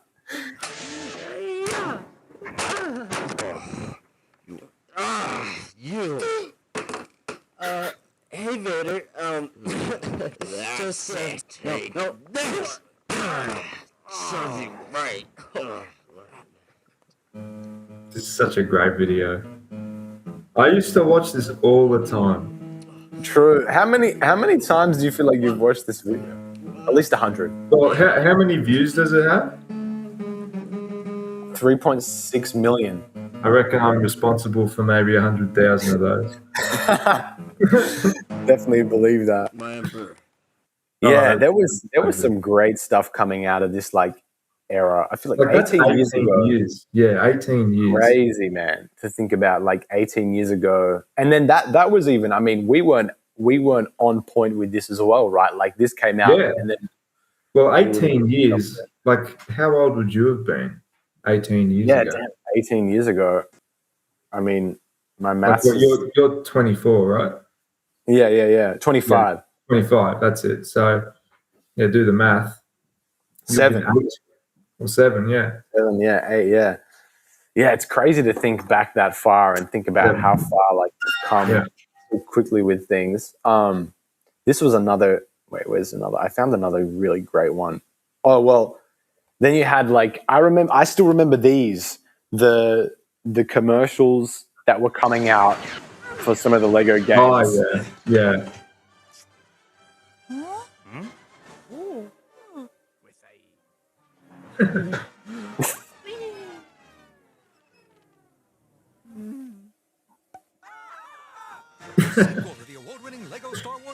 Like, I just remember like the announcers. Yeah, do you remember like the ads for Lego Star Wars sets? Yes, yeah. They'd have like a big set piece, like an animation. Then they'd show the dude like speed building the set, and then he'd have it like flying around, and you'd see the guy's hand, all that. Yeah, like, and it's like each set sold separately. Like this. Yeah. That's it. Yeah, these were iconic. Yeah, and then they'd play with it. Yeah. Yeah, like the commercials were great for a lot of these, like in this early era of Star Wars, man. Mm-hmm. Yeah, it's crazy. Like that was our childhood. Like we played all those Lego games. We'd build all the Lego. Like when we got to your place or my place, we'd just pull out the boxes of Lego and build stuff. That's what it was. It was like the part of the ritual. Yeah, we'd always do it. This is another great one. So this guy, I don't know if he's a continuing project by Playmation Shorts, but recreating the New Hope, like how we talked about. Because I'd love it if it was an actual hour and a half long, like I'd watch it. I would watch it. You fought in the Clone Wars? I was once. Before we get, that's very cool. Disney will come and hunt me down for hearing the soundtrack. They're gonna steal your platform. I told you. Yeah. They'll come and abduct it. Yeah. That's cool. I'd love to see somebody do that. Like recreate the entire movie out of Lego. Yeah, it would be amazing. Really cool. It would be really cool. I've been thinking recently, like I've been trying to find a controller, like while I'm here, because I have the game on my PC. Yeah, right. To do. You got to find it, dude, because you got to play it. Yeah, I love it. It's like it's truly timeless. There's certain things like in culture that I feel like are just timeless. Like Halo 3 is another one. Yeah. There's a lot of, so much music that's like really timeless, man. Lately, like I was working with someone and we did a couple creative videos, and we were like using Michael Jackson. And I was like, dude, half of the music that he made was just like timeless. Like, yeah, it's like hit after hit after hit. Everyone recognizes it. Yeah, and just the sound and everything. And I'm always like, I guess at the time he knew it as well. At the time, like everybody that was working with Michael was like, this is a hit. Like what he's making is like generational. Yeah. And it's such a. It is generational. It's crazy. It's always like he's so tapped in. There's like everybody that makes art is like tapped in to that frequency. And it's just really like if you can remain authentic and have that be like what you manage to put out, in your if you're even aware of it at the same time, that's just the craziest gift. Like it's such a gift, man. Yeah. Like Stevie Wonder as well. Like another just, Oh, he's great.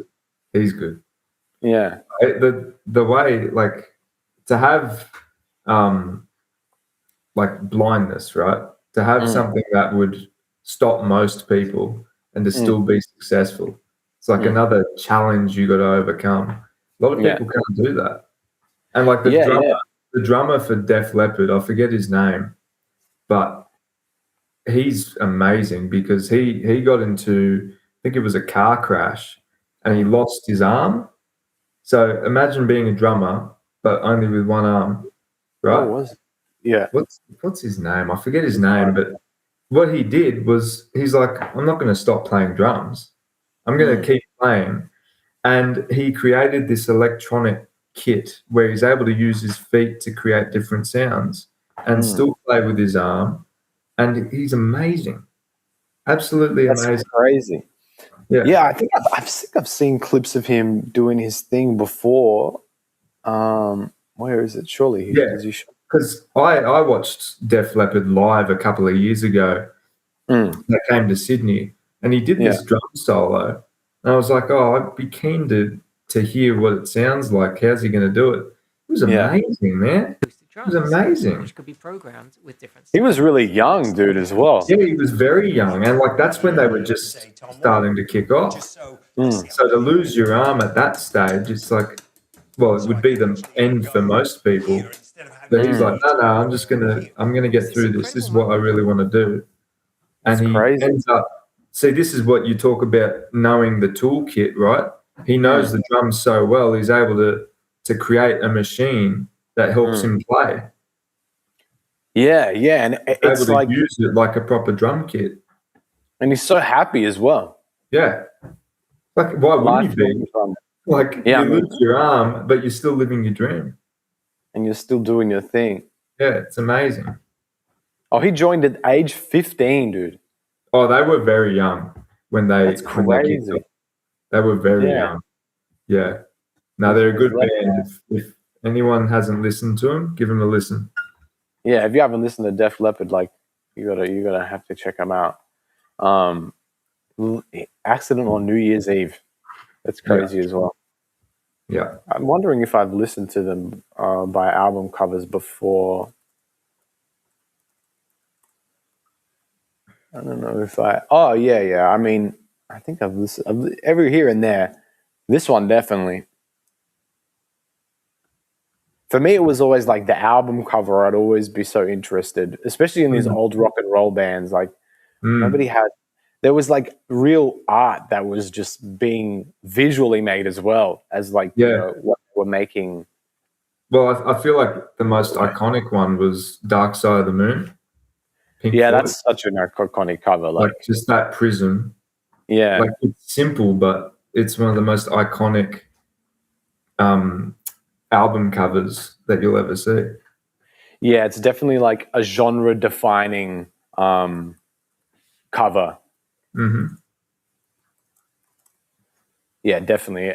Even this one is so cool as well. Like animals. Yeah. I mean, pretty much. Yeah, most of their covers were real. I mean, and that was real. Yeah. Like that's real effects, real fire right there. That guy is really on fire. Yeah. There's you've seen the clips of him like rolling on the ground as they're putting him out? No, I haven't actually. I haven't. There's some other footage. I'd have to look it up. But you got it.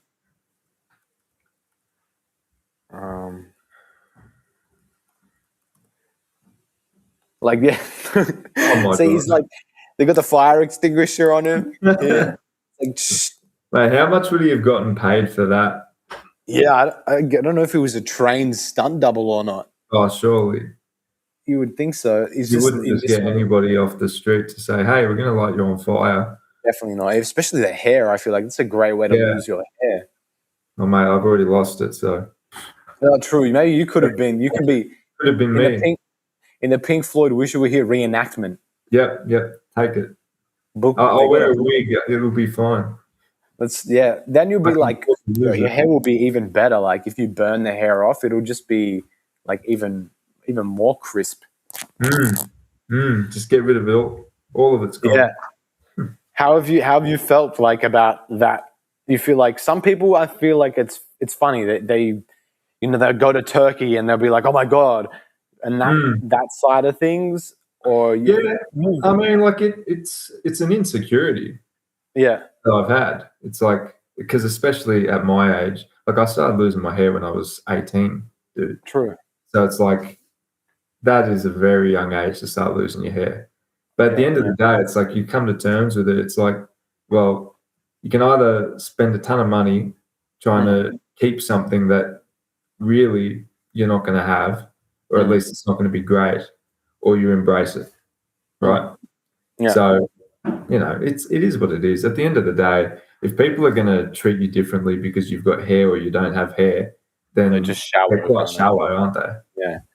A lot of the time, that's just an us thing, like thinking that, oh my God, like, what are they going to think? What are they going to say? Yeah, most people don't care. Like the only thing was like when I shaved my head, they're like, oh, you shaved your head. And then that's it. And now they're like, oh, we can't imagine you with hair. Yeah. It's like, now it's the complete opposite. It's like, dude, don't do anything. Yeah. It's like the next day if you had like a full afro, then maybe they'd be like, oh my God, like what? Be like, what the hell? You got to go back. Yeah, you can't do that. Take it off. I get a hair piece. You get a hair piece. Yeah, a hair piece. Stick it on. It's like a hat. I think Michael would go to Turkey. I feel like Michael would go. Probably. If the signs started to prevail for his hair, I feel like. Well, you said he did get a hair transplant. He did get something done. Was it last year or the year before? I think it was just like something in Sydney. Okay, so he didn't have to go to Turkey. They like move. Yeah, like it was just like a hairline thing. The hairline, yeah. And it's good. Like it looks good. Yeah, it does work. Like it definitely works. Yeah. So like it gives him confidence. That's fantastic. Yeah. Like at the end of the day, it's about you. So if you feel like, oh, I really need this to be confident and to be myself, well, if you've got the capacity, do it. But I always think that as well. Yeah, some people, it's like, oh, well, who cares? Like when my dad started losing his hair, it was like, who cares? Yeah. It's gone. I can't imagine Tony with a strand of hair on his head. I think if he did. No, I've seen photos of him with hair. And I'm like, who's this guy? This it's like Dwayne The Rock with hair. I'm like, that doesn't belong on your head. It doesn't work. It's like, no. It's not part, like you've grown into that look so well. Yeah.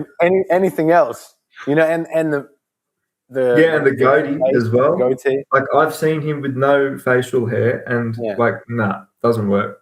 Yeah. Even I remember a moment where Tony didn't have very strong pronounced, the goatee wasn't as pronounced. And I was like, dude, what? I'm like, no, we got to go back. Yeah. And that's just like, that's not even a full clean shave. He did it. I think it was 2023. He was shaving because we got an electric razor, and we share it. So you put a guard on it. You can trim up the beard, whatever. Yeah. He was trimming up the beard, and he took the guard off to clean it, and he forgot to put the guard back on, and he went to shave again, and he took a huge chunk out of his face. And he's like, so then he had to clean shave the whole thing and just start again. Yeah. And it was like freaky, dude. It was freaky. I didn't like it at all. Kind of like seeing a ghost. You're like, oh my God. It was bad. And I don't remember this, but apparently when I was a kid, Dad did do a clean shave once. And he walked out of the bathroom and I looked at him and apparently I was scared. I was like, who's this guy? I had no idea. Yeah, like I don't remember it, but this is what I was told. It's just like, that's crazy, dude. That's wild. You can't do it. Like there are just some looks that you've got to keep. It's you. Yeah, it's like it's become part of who you are almost, and just wouldn't make sense otherwise. Yeah, it doesn't make sense. Character. Yeah. What else is new? I saw actually. I was stalking people's Instagrams on Valentine's Day. You've found some love in your life. Is that true? Or? Yes, it is true. Cool. I now have a partner. Nice, man. Very, very happy. We've been together. Thank you. Been together for 5 months now. Whoa! I didn't know it would be so long. Yeah, it's been a while. Like I didn't really broadcast it because it was like I didn't really know how to tell people, go about telling people. But then it was like Valentine's Day, and I was just like, stuff it. I'm just going to put it out there. Yeah. And did the family know before? The family knew before that. Oh yeah, they knew. They've known. Okay, they've known. Yeah. But I just put it out there. Like we've got a really good relationship. We've known each other for longer than 5 months. So we've been working together for 3 years. Cool. And we've developed a good friendship beforehand, and then it just started to progress into something more. So, oh man, that's so nice. That was at work at the markets. Yeah, at the markets. Cool. Yeah. See, Bus Depot. I'm always like, that place connects souls. It does. It really does. There's real community there. Yeah, I love it. Like I love talking to people there. It's fantastic. It really was like a great place to work, and I'm so like, when I think back, I'm like really, really feel like I have fond memories of being there and working there, and how like patient Richard was with Max and I. Like, I don't know if he tells you guys stories, but yeah. Oh, he does. He's told us many stories about you guys, you and Max. Yeah. Like, remember, he blocked off the dungeon because you guys used to go down there on your breaks, or like not even on your breaks, just anytime.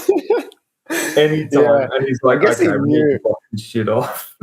Because he'd call one of us and we'd both be in there and we'd be like, okay, you get out, you go out first. Yeah, exactly, like Max would walk, because, he had this thing where it's like, you have to be present, and now I understand it. But, I was also like, during that midday break, there was just so little to be doing. Like, there's always something you can be doing, of course. But like when you're 18 and you're like, man, the last thing we wanted to do was just be like walking around. So we just go down there, hang out, like tell spooky stories about the dungeon lore and shit. Yeah, exactly. There was graffiti in there of like. Yeah, there are still some people that work there that have never been down there. True, really. It's like fully blocked off now. Well, like we open it, but it's closed during the day. So when they get to work, because like we start, me and a couple of guys start early, right? So by the time all the baristas come and all the cafe staff come, the thing's blocked off. They never go in there. They've got no reason to. So it's just like there's this room there that nobody's gone in. Yeah. And it's like, what's behind that gate? What's behind that gate? It's just know. Max. It's Max and I. Like we're still in there. Yeah. You go in there, you're like, this was the funniest shit. So you remember Robbie, right? Oh yeah. So we had a couple of cafe staff who were maybe like 17 at the time, so kids. And Robbie's like talking to them, and they're like, "Oh, we haven't seen that room down the back." And he's like, "Okay, that's the dungeon. Let me show you." And he's off taking these two kids. Like on a tour. It's nothing bad, but it's like he's taking them to this room, and we call it the dungeon. It's just so funny. Like when he said that, pretty suspicious. It's like it's ready for a conviction. Like that's a great sentence for a conviction. Like we got this room called the dungeon. Let me take you two underage people to come and look at the dungeon. It was it's so fucking funny, dude. It's so good that Robbie's like a blessed soul. Oh, dude, like him. He's authentic. Yeah. That's what we talk about. Like no bullshit. Yeah. No bullshit with him. No, he's a Jedi. Yeah. And he's a real Jedi. Like when I was working there, it's like even though he would break my balls, like, and I just feel like, he's a ball breaker. He's a real Qui-Gon Jinn. He's a real Qui-Gon Jinn. For real, he's even got the hair. But yeah, and I was like, I'd still connect with him, and I feel like I've always connected in that way. But so you with your partner, like was she working as like a bus girl, or she was working? Cafe stuff. Okay. Yeah, they were. Cool. Yeah. Okay, and then because I guess like we'd frequent the cafes as well. Yeah, well, because like recently, my job's kind of changed from not being so much of a busboy to now being part of the cafe staff. So I'm at a cafe all day, just making coffees, and then occasionally when something pops up, I'll have to go do something. So still doing busboy stuff, but the cafes are a lot more independent. Yeah, and the cafes always needed a bit more like managerial work, because I remember especially back in the day, it was like a bit of pandemonium between like the busboy and then like all of a sudden you're a busboy and then now someone calls you and they're like they need help at a cafe. Yeah, and you'd be like blasted to the cafe. Yeah, it was like crazy. It was crazy. It was wild. It was definitely a wild place. Marcos, actually, my little bro, now works there. Like the Bus Depot Markets is generationally curating. Like the lineage of this family, of my family, has been influenced by this workplace. Yeah, I'm like he's even getting free Ethiopian food. Oh, he gets it for free? Yeah. Okay. Oh, it might not be free, but I think they give him a deal. But yeah, because he was like, dude, how do I get it for free? I'm like, listen, okay, you can't expect them to give you anything for free, okay? No, but you could use the connection to Zeke, and use that for all it's worth. But I don't doubt they give it to him for free. I wouldn't doubt that. They probably do. Like he does some deals on the coffee as well. So it's I told him, get him. He's like, oh, if they can get me a free meal, I'm like, if you can get them a coffee, the world is your oyster. Like, you know what I mean? That's what I do. The trade. Been doing it for Alan still, getting the chai latte. And he's like, I have some apples or this and that. Oh, did I tell you about that? Yeah. Was that you were like, hey, dude, when I go, this is a deal. Like, you just keep doing it. Like, okay, sure. I passed down that deal, that tradition. Those types of deals have existed in more sinister ways. Joey Diaz is a stand-up comic. He used to tell this story. Like, he began work at this lumber yard. A friend of his got him this job, right? And he's like, his friend tells him, he's like, pulls him to the side. He's like, Joey, he's like, I have this deal with this guy. He comes in, you're going to slide him a bunch of lumber. He's going to slide you a 50. All right. Nobody can know about it. And it was a bit more like saucy, because the boss didn't know. And now it's like all of a sudden, like, this tradition, you need to carry on this tradition. So it's so funny like that. But because Max and I working there, we would slowly every hour or so make a coffee and take it to a vendor. You know, to get something for free. We figured out a way to like make the day more exciting. No, that's fair. Like we still do that in a lot of ways. Like I get free orange juice because I give the guys coffees. To interrupt Hayden, she just messaged and she just said she's watching. She's live in the stream. They did, yeah. She was one of the people that Robbie took on the tour, actually. Yeah. Hayden, if she sends a message in the chat, we have the chat as well. I can open the chat for a bit. If anyone's watching as well, you want to feel free to send a message. But that's pretty funny. Thank you for joining us for episode 6. Good. Yeah, we just I don't know if she missed that, but we were talking about how Robbie is a Jedi. I think Hayden's been watching the whole thing, so yeah, that's cool. No, that's great.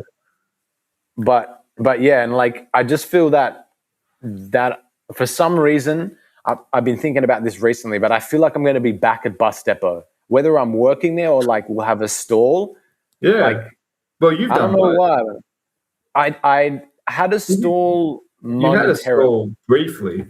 I had a brief stall, which was actually really fun. Like when I think back, that was actually a really cool moment. I almost forget that I made this really cool connection with the guy, and it was cool to be there as a stall holder and be like, "Well, now this is how it felt like." Yeah, it's like it's Sorry, Hayden's asking, how do I send a message in the chat? Oh, true. It depends what she's tuning in on. If it's YouTube, or is it perhaps the YouTube link? I think it's probably YouTube. Yeah. Okay. I think YouTube Live is just, it has the comments section. I haven't experienced it because I've. No, they'll figure it out. Should be fine. Yeah. But yeah, it's crazy that you found your partner at this place, and I know, right? Max and I have such fond memories of it as well, and that's the thing. Like I still catch up with Richard every now and then because he's not there anymore. Did he leave? Oh yeah, he left mid last year. Yeah. So we got a new guy. I don't know if Marcos has mentioned him. His name's Man. So MAN. Yeah. He's the man. He is the man. He's the boss. Oh my man. God. He's cool. Like I think he's around your age actually. Really? So okay. He's a little bit older than me, but he's fun. Like he's a really good guy. Is he Anthony? Is he Anthony's posse? Like that connection from Anthony? Yeah. Yeah. Okay. Yeah. Right. But he's not Chinese. like Richard. He's not like Richard in the sense that he'll try and combat everything Anthony does. It's more like if Anthony says do this, we got to do it. So from that perspective, it's meh. But he's a good guy. He likes to keep the peace at least. That's good. That's important. And he's worked to try and build a connection with us, the staff. Yeah. So that's been good. But yeah, like he's so young. Yeah, well, I was surprised. I honestly thought he was younger than me. If you look at him, if you get a photo of him one day or meet him in person, I guarantee you'll think he's younger than me. Okay. Is he Chinese? I don't think he's Chinese. Because I was like, they always look youthful. Like, I don't know what it is. I could see a Chinaman 90 years old. They still look young. Yeah, I know, right? He is Asian, but I don't quite remember which part of Asia. But okay, right. But yeah, like he's cool. He's a good guy. Yeah, that's cool. I do mean, I guess, like if he's Asian, then he's got the youth. They got that infinite youth. Not a single strand of body hair on him. Nothing at all. And then you look at me and my arms; they're like full of hair. Got more hair than up here. Well, it had to transition somewhere else. Plus, you got the Tony genetic. I know. It's like monkey. That's back hair. Yeah. Yeah. Well, actually, I don't have that much back hair. Oh, that's all right. I got lucky. Yeah. Back hair is kind of come to think of it, I'm like, when I get older, I'm like, maybe then I'll want some back hair. Like when I'm old, I want to go to the beach and like, it's just kind of like, it looks like that. You look real ethnic. You look like you really can cook a souvlaki on the barbecue. Yeah, you'd be a typical Greek. Yeah, nobody trusts like a Greek cooking on a barbecue who doesn't have back hair. It just doesn't look right. No, it's not right. It's not right. It's the same with Italians. Yeah. Same with Italians. There's something about it. It adds flavor. Oh, definitely. Because the way they shed, it's definitely getting in your food. You embrace it. It's part of the traditional gathering. Yeah, you just gotta take it, mate. Yeah. Man, speaking of like traditions, like I one of the other like fond memories I always have is like New Year's at your place. Oh yeah. New Year's and actually more importantly as well, your birthday parties when we would play Halo was moments where I wouldn't feel as good and wouldn't feel as bad of a person in my life because we would play Halo and some of your friends would like start crying and like, oh my God, that's so funny. You've never seen kids be like so concentrated when it's me versus you guys and and it was just like, we got to take him down. Yeah, because it was always you. You were like the god of Halo. And everyone's like, we got to beat Luca. We got to beat Luca. We all got to gang up on him. And we still couldn't beat you. You'd be like camping in some spot with a sniper. And as soon as we peek out the cover, bang, gone. And I do remember one of my mates crying once because he just couldn't beat you. It was so really funny. It was so seriously. And then eventually they started getting better. They did, but I'm like, dude, and you as well. It's a game. Yeah, but it's never a game. I definitely got better over time. Yeah, 100%. And like you had to, because we were playing together all the time. Yeah, it was like practice. I mean, for you, it was like this can't go on. Like, and eventually, I needed to get even with you. Yeah. I couldn't let this continue. And then we had like the next generation of Michael's friend Julian, and I remember then being like feeling like your friends when we had that match with Julian. We were playing Halo Reach with Michael versus Julian, and I was like, I was like, what is he like, MLG? I'm like, I can't beat this guy. He was cracked. It was like the ultimate, like it was like a movie where like, you know, it's like the hero becomes the hero, and you're like, yes. Like, dude, nobody can beat this guy. Yeah. And then all of a sudden he gets matched with another villain, and you're like, oh my God. It's even worse. Like, there's someone else. It's like there's someone more. It's like more powerful than him. There's always a bigger fish. Yeah, there's always a bigger fish, dude. Mm-hmm. Yeah. And then the thing was, it was like the ultimate journey for me, because it was like Julian stopped playing Halo. So I think I remember like asking you or asking Michael, I'm like, when's Julian? Like, where's Julian? Because I was like training, you know, like training games. Like Rocky. I was like Rocky Balboa, bro. I'm like, where is he? Where is he? I need to beat him. And then it's like all of a sudden Michael's like, oh, he doesn't play Xbox anymore. I'm like, yeah, it's like you finally got ready to challenge, and then he's like, no, I'm retired. Training, dude, training. Yeah, multiplayer all lobby, that training. I mean, I guess you get the mantle by default, don't you? I kind of inherited the retired, so yeah, I guess you get it. Yeah. The number one. I don't know what you would say. 18 plus. That was, I don't know, the medal that I got. Something like that. Yeah, and then Peter and I would have like these online beefs as well. Do you remember your mate who you had on Xbox that I drove absolutely nuts, and then he wouldn't talk to you?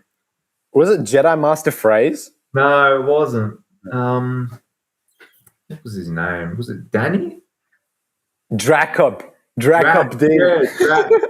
Do you remember that? I drove him absolutely nuts. So I used to have this friend, for context, anyone watching. I met him playing like Battlefield, and I met him on the battlefield. Me and Dracup, we were fighting the Russians, and we're in a squad together.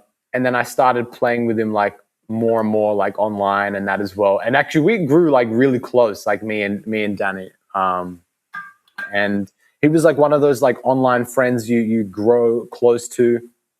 And like I actually connected with him outside of just the Xbox as well. But we were more like strong, you know, like stronger as friends, like online and that as well, which was really funny. But, you know, eventually we kind of started growing apart. But there was the stage where like you guys were meeting him as well, because like we'd be in parties together, you know, and I'd like invite him in and we'd be playing like whatever we were playing. But there was this point where, or this moment, well, I don't know what we were playing. I remember it very well. Okay. Then you can explain. Yeah, so we used to play Halo and we'd go on Forge mode. Yeah. And every time we'd play each other, every time I was about to die, I'd turn into the ball and I'd fly away. Yeah. Remember? Yeah. And then I'd just spawn a tank and I'd just crush you with it. I'd just do that. So we were playing with Drac, and I think I just kept doing that over and over again. And he's like, dude, stop it. You're driving me nuts. And it's like, I just kept doing it and doing it and doing it. I was like, I was going nuts. I don't know why I did it. You were going hard. It was I think it became like vengeful. No, dude, he was like after me. He was after me, and like he, I think he rage quit the party. He unfriended me, and I think he unfriended you too. And then he's like sent me a bunch of messages, and I'm like, dude, chill. And he's like, you're being a child. You're being a fucking child. I'm like, dude, chill out. It was like, nah. And then I never heard from him again. Like I broke the guy. That's hilarious. Sorry, there's this old Italian guy just like looking in my window. It's hilarious. Every now and then, this old Italian guy is anyway. Yeah, that was always hilarious. Like during that time on Xbox, you could single-handedly make a friend and make an enemy within the span of a year. Oh, like easily. You wouldn't even need it. But by doing the craziest of things, which was just like doing something that was unfair in the game. Yeah. Like that was always hilarious. But it was always guys, I feel like. I don't know if girls had this beef. Girls had a different problem on Xbox. Yeah. It's not they just had creepy guys. Like, you know, if you were a girl on Xbox, you were like for some reason you were like a pot of gold for guys. Just like especially if you're playing a game like Modern Warfare. Yeah. The guys heard a girl in like the chat. They'd be like, "Oh my god, there's a girl playing." It was over. The guys everything was a performance then. Yeah. There you go. Came out. I remember like when one of my friends, like, and this was a friend in school, like he had a girlfriend, Ruby, and we would play Minecraft, and it was like with thinking back, I'm like, this was just some weird like sociopath shit. I was like, it was just like he had his girlfriend, and then they would like make the house together, and I mean, it was cool, but it was also just like very weird. Like when I think back, I'm like, just like maybe I'd be always like, what are they doing in there? Like, get in the house, in the Minecraft house. What are they doing? Like, what are you doing? Like, you know, they're in their own party chat as well now. I'm like, great.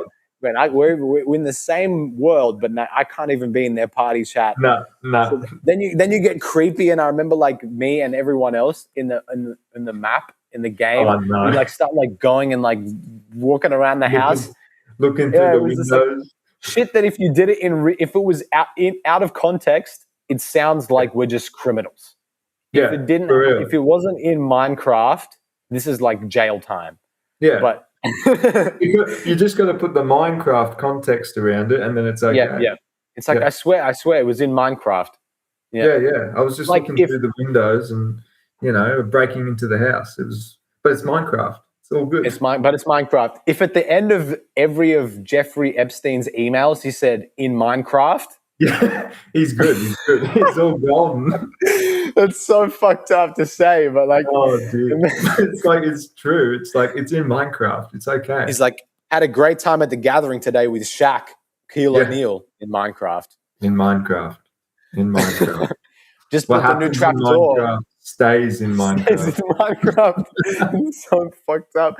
The next thing we know, like in the latest email list, like notches in the emails. Oh no. Dude, bad.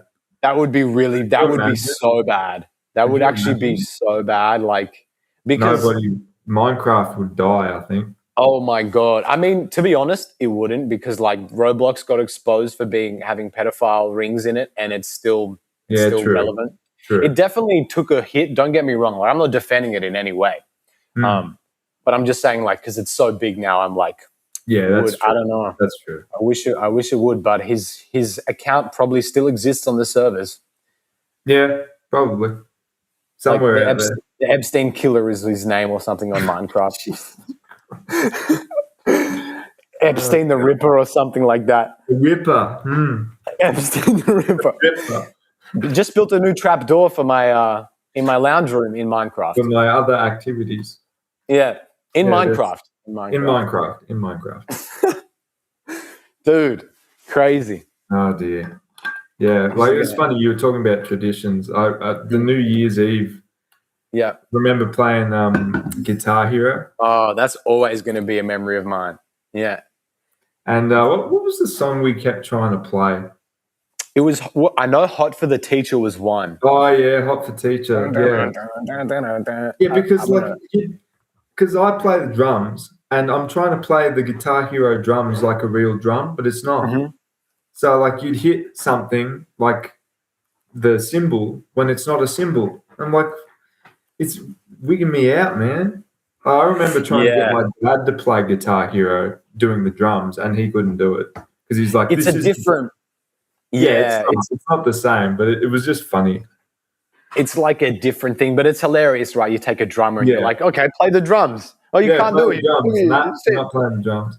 It's so funny. Like, video games is such like a scale, right? It's like you get good. It's like almost, I feel like there's these milestones in video game culture.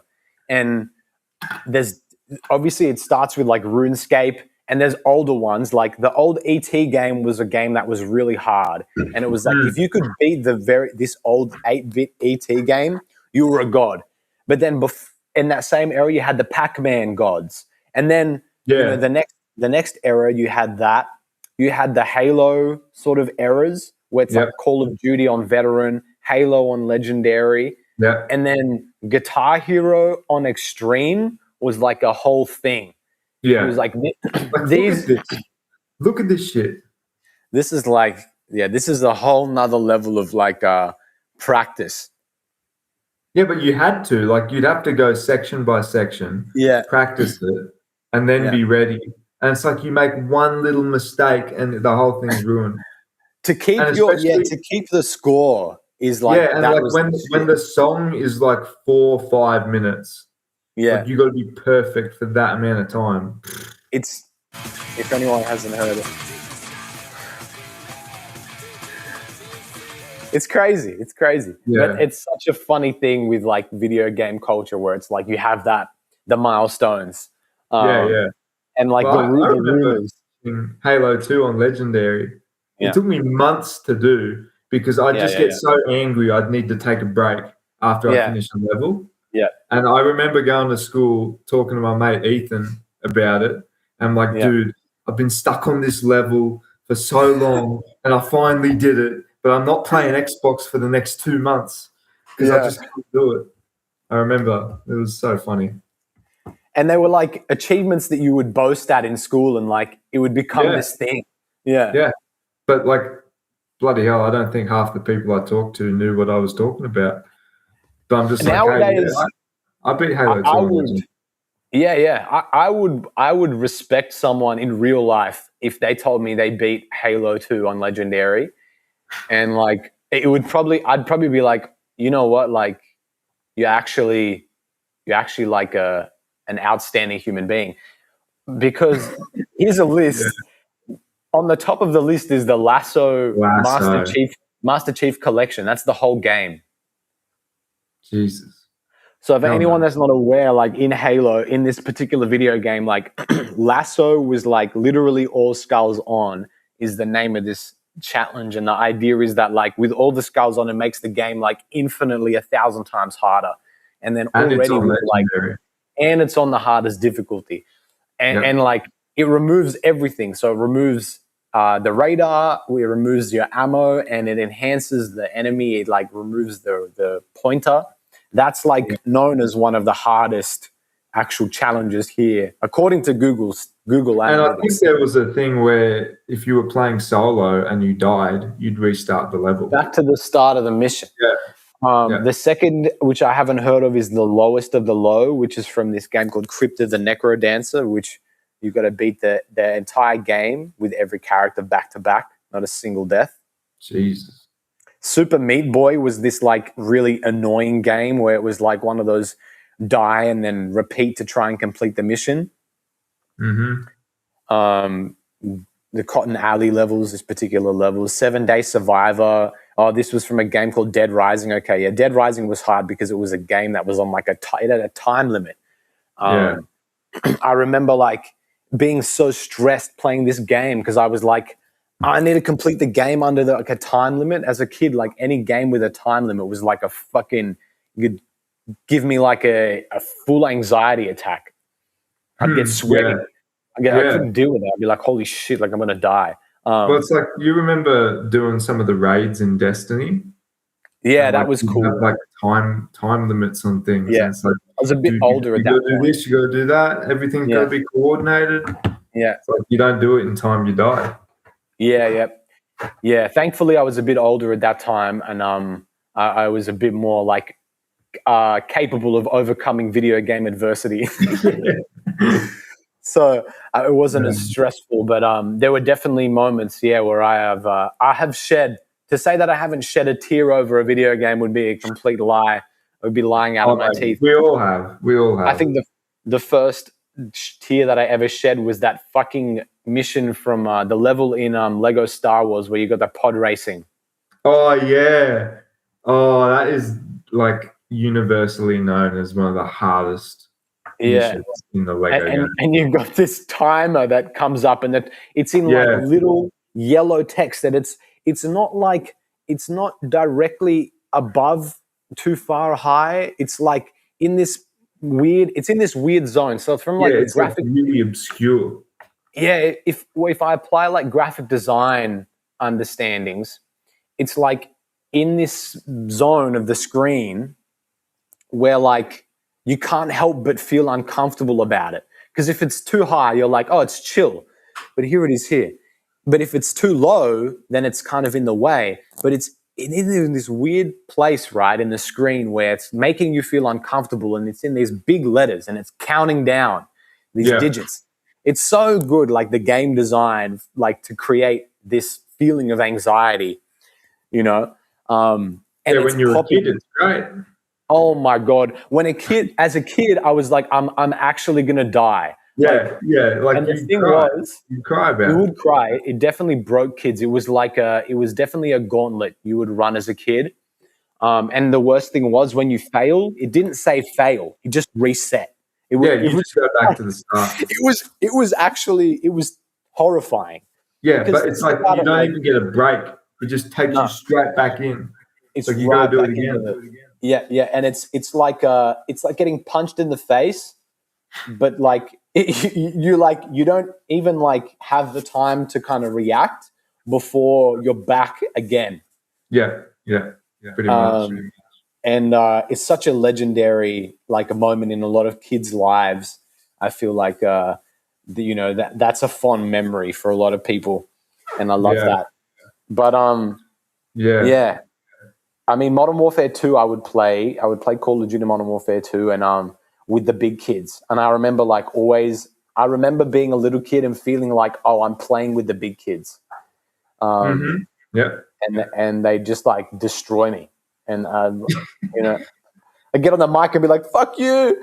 Like, yeah, bro. The Call of Duty. Turn the mic off. Yeah. Dude, we'll get to the whole Xbox Live thing. For me, when I was younger, my parents were very strict on I remember the games I could play. True, I do remember that. And then when I finally got Xbox Live and I'd go to join a party, like with you or my mates, I was never allowed to speak because my NAT type was set to strict. Oh my God. My dad, and I'm like, can you help me change the NAT type, please, so I can bloody speak? This NAT type thing was the bane of my existence. It was constant. Like, you'd be like in a party with Luke, Spookwave, as he was known as online, and everyone would be like knowing that like you'd be able to play with you, but you wouldn't be able to speak because your NAT type was closed. Yeah, I'd be communicating through signs and messages. Yeah, dude. Messages. This guy's got to use. You had to use the Xbox I did. I had it attached to my controller so I could type as quickly as possible. Oh my God! So for a long time in Minecraft, it'd be like you'd ask you something and have to wait. You'd sit there and be like, "So what do you think about this?" And be like, 5 minutes later, when you've typed out the message, type it out. Yeah. Thankfully, with the keyboard, it was each individual. It wasn't like typing on a Nokia. No, something like that. It was still a pain in the ass. But it was still a thing. And then like even joining games with you was always like a thing of like, oh my God, like, is he going to be able to join? But I remember like, because I guess my parents were strict, but it was weird what they were strict on. You know, it was like brutality was more what they were focused on. Like, it was like if they saw some really like some gore shit, some gory things, or like some scenes that were really intense, or if it was like, it was funny because I'd be, as a kid, I'd be like wondering and almost like testing, like, what is it? Like, how far can I push the boundaries? Because, you know, as a kid, like all you do is push the boundaries. Yeah, exactly. So I'd have like the game on and it'd be like a sentence. You'd be like, don't you fucking do that. And that wouldn't trigger them. Yeah. And it'd be like, if you're playing the game, if it was like a Call of Duty mission and someone was like, get down, fuck. If they just said, if it was get down, comma, fuck, full stop, I'd hear in the background, like, mum would be like, hey. Yeah, I remember that. I'd be like, oh. I'd be like, what? I'd be like, it wasn't me. I remember being at your place a few times and we'd be playing those games and then something would happen. I'd hear your mum in the background and be like, Luca. For real. I'd be like, what? I'm like, I didn't make this game. Exactly, right?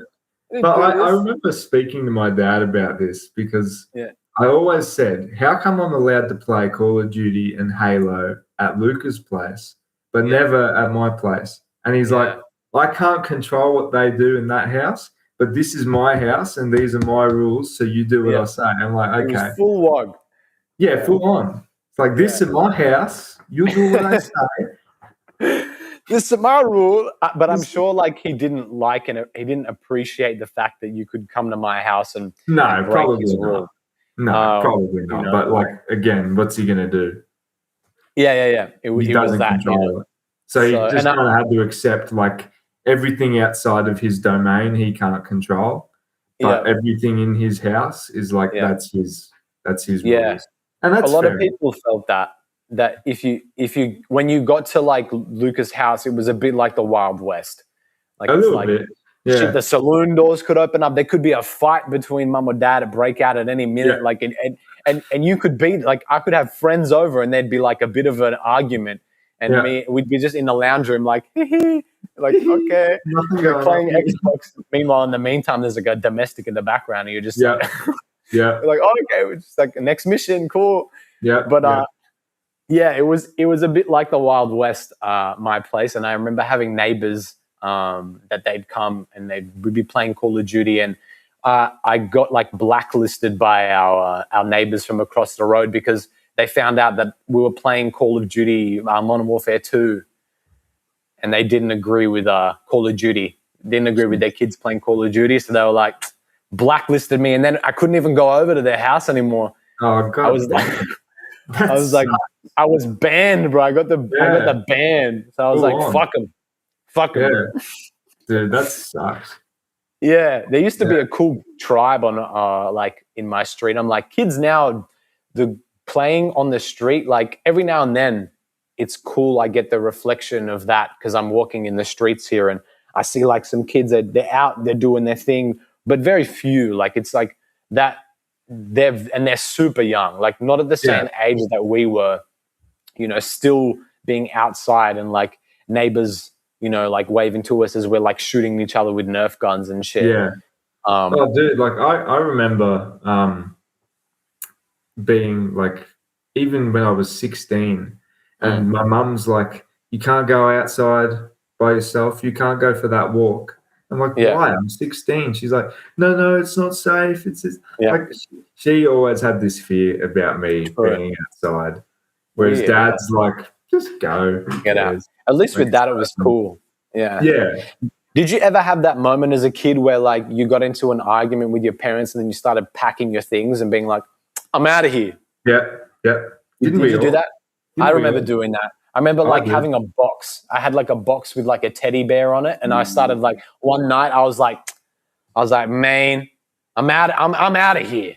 I'm blowing this popsicle. Like you guys don't understand. You don't let me stay up past 8 o'clock. Okay, there's a possum on the TV that's telling you when I need to go to bed. You people are crazy. Okay. Yeah. No, I had a little bag that I used to take for sleepovers, and I had all my stuff in there, and I just take the bag, and I'm like, I'm out. I'm going.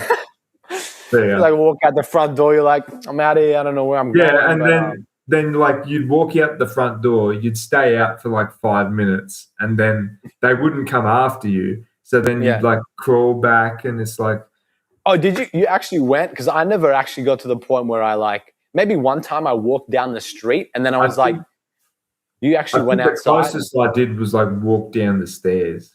Yeah. And then like 5 minutes later, I came back and I was like, I didn't go anywhere. But you kind of like, I don't even know how to cook pasta. Like, dude, I'm fucked. Yeah, exactly. Right. Can't do shit. Can't cook eggs. Yeah. 2-minute noodles too difficult. Don't even have a microwave. Exactly. I'm like, this is my whole life. If I leave this, what am I going to do? Yeah. I mean, they got all my toys. Yeah, what do I do with all that? That's not in my bag. Yeah, I leave behind. Exactly. They got my Xbox, and like they'll probably sell. I mean, like I don't want Dad like ruining my stats, my KD ratio. Exactly. That stuff's important. That stuff is really important, man. Priorities. Don't touch my KD. They're gonna see my. I used to make these emblems on Black Ops 2 of like titties. They're gonna see all my emblems. I'm gonna get in. They'll never want to like love me again. No. Oh as man. As soon as they find that stuff, you're gone. Yeah. I'm out. I was gonna say like, damn, during school, like during primary school, like this is like year 2 era. Which was like a time where I actually met another one of my friends who's been on the show, like Max. You've met Max as well. Mm-hmm. Yeah. But I met him like at primary school, and I was thinking back, like aside from the people who I met during primary school, it was a weird era where like I was so troubled as a kid. When I think back to that time, like I was reflecting, I'm like, I just remember like primary school, there used to be a lot of pushing. There used to be a lot of like abuse, a lot of bullying. I used to cry a lot, like in primary. I feel like I was so like in primary school. I was so serious, like as a kid. Like I was so sad sometimes, and I was like, why? I don't know. I had this like thing when I was a kid.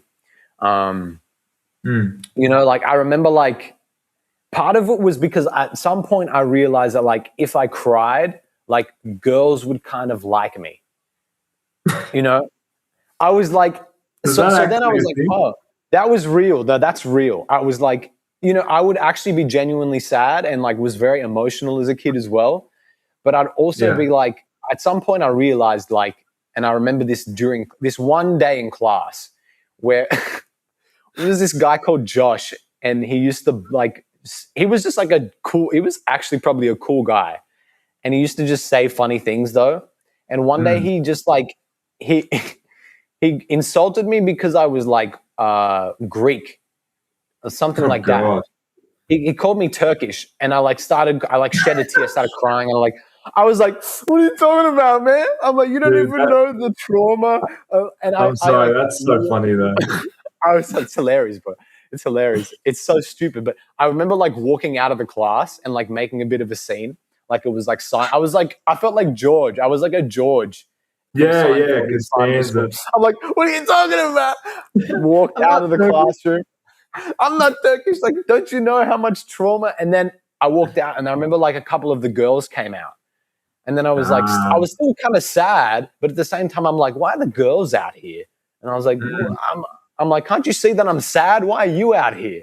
And then I went back into the class, and you know, I didn't realize that, I guess, then, but maybe, you know, a while later, I was like, oh, like, you know, I was crying, and then like the girls were like, oh, I'm like, no, like, Luca, what's wrong?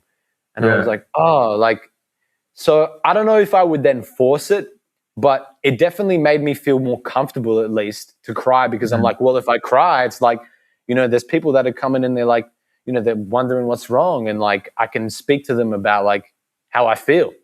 Yeah. I don't know. It was this moment. It was kind of good, kind of weird. But like as a kid, you don't know. You're not like a sociopath who's an adult knows. Okay, they know they're a fucking sociopath. But when you're a kid, you're all sociopaths, so it's all good. Like you just don't know. You just don't know. Like, you know, you're writing fake letters from your mom and handing it to your teacher and being like, yeah, this is from my mom. Yeah. Yeah, we all done that. Getting away with it. Yeah. Diary signed. Oh, that was a great moment. Yeah, and I remember I couldn't get the signature from my mum once, and I tried to forge it a couple of times, and it kind of worked. Sometimes it wouldn't work, and then at one point I was like, okay, I don't have enough time to sit here and forge this. I just need something quick. Yeah, and I put my dad's initials on it. Yeah, smart. Just TR. Yeah, and they're like, that's not a signature. So they pulled me up on it. Oh, like, they got you on that. Yeah, not well. They almost got me, and I was like, nah, he was just tired. He was just really tired when he was writing. Which is not a lie, actually. No, it wasn't a lie, but still. And they were like, oh, okay, fine. They didn't care at that stage. I was like, I got away with it, yes.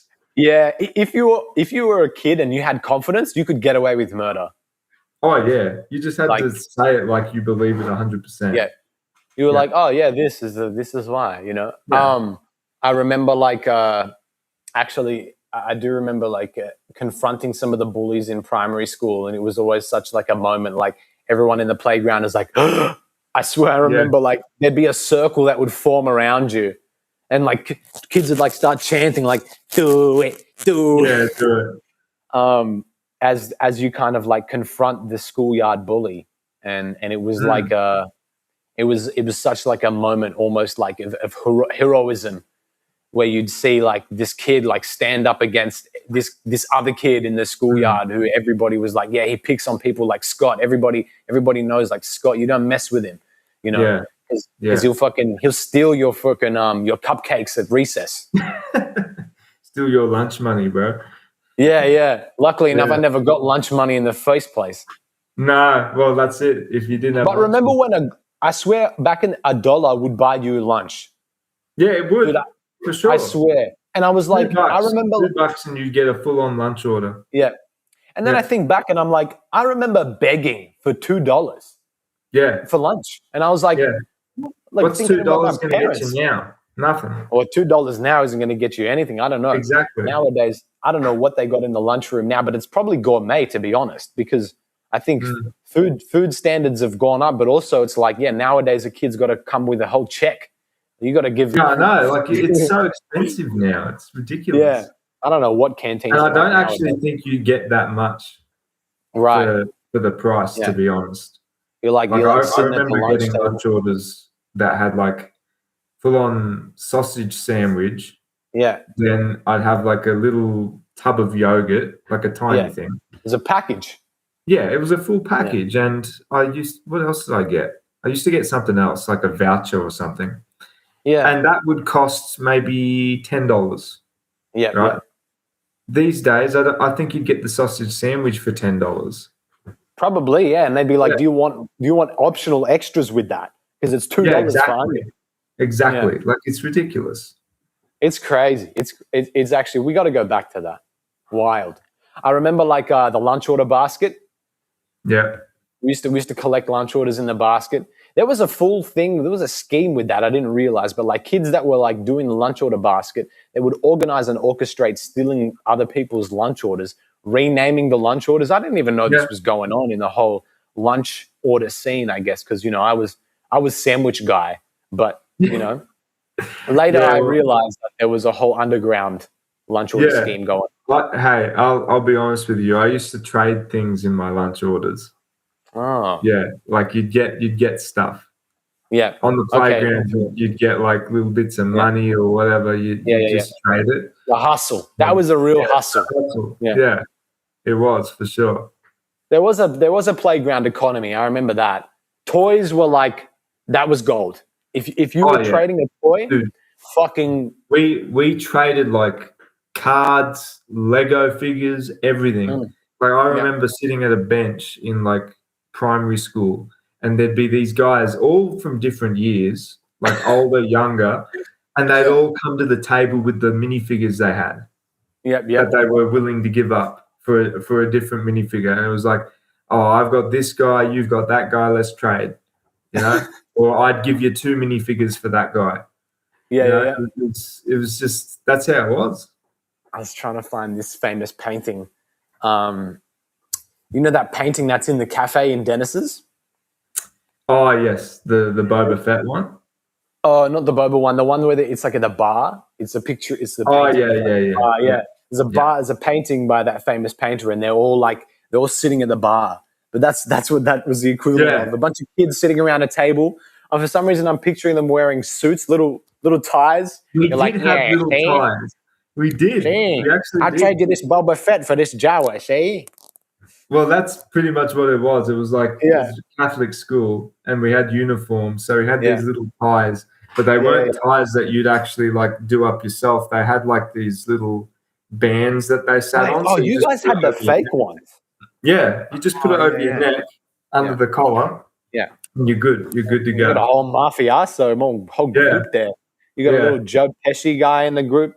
You're like, what's so funny? What's so funny? What's so funny about me?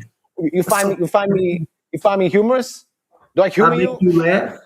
I'm a clown. Oh man, I love that. Yeah, that shit on the playground was the best. That was really funny. I do remember. I remember like in primary school. I remember someone had dug a hole and they were like, there's a full Shawshank Redemption storyline going on in school. They dug a hole in the playground and he's like, I remember him bringing me back to the back of the playground. It was like a movie. He's like, look, I've got to show you something. I'm like, what is it? He's like, come with me. You go to the back of the playground near the sand area. Yeah. I'm like, what's going on back here? Like, what? He's like, look at this. He dug this hole underneath the fence. He's like, I'm busting out of this place. Bust out. I was like breaking out. Cool. I'm like, what do you mean you're gonna? Yeah, because you had like it was all fenced off, right? Fenced in, man. So like you dig a hole underneath. It's like you get out. Yeah. Yeah.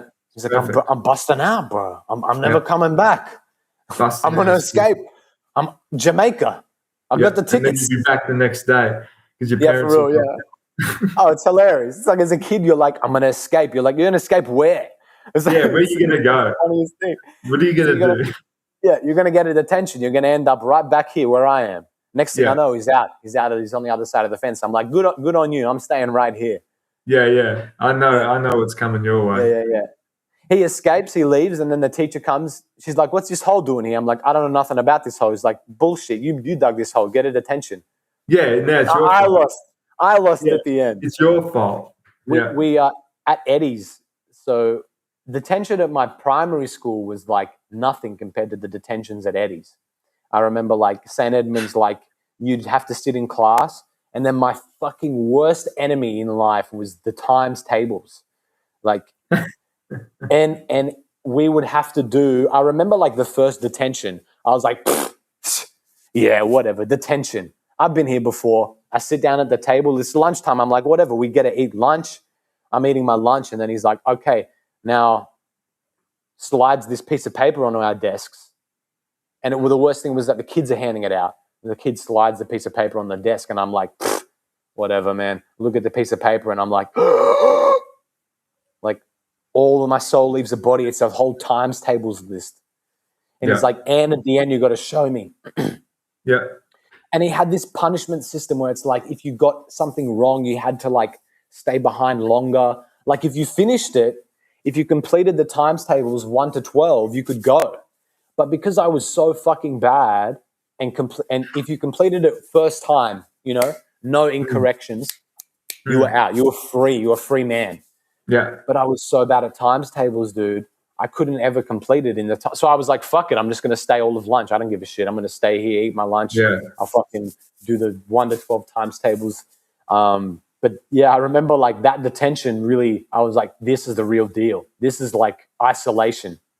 Yeah, pretty much. Do your times tables. If you're bad at it, too bad. Yeah, it was a real lesson. Yeah.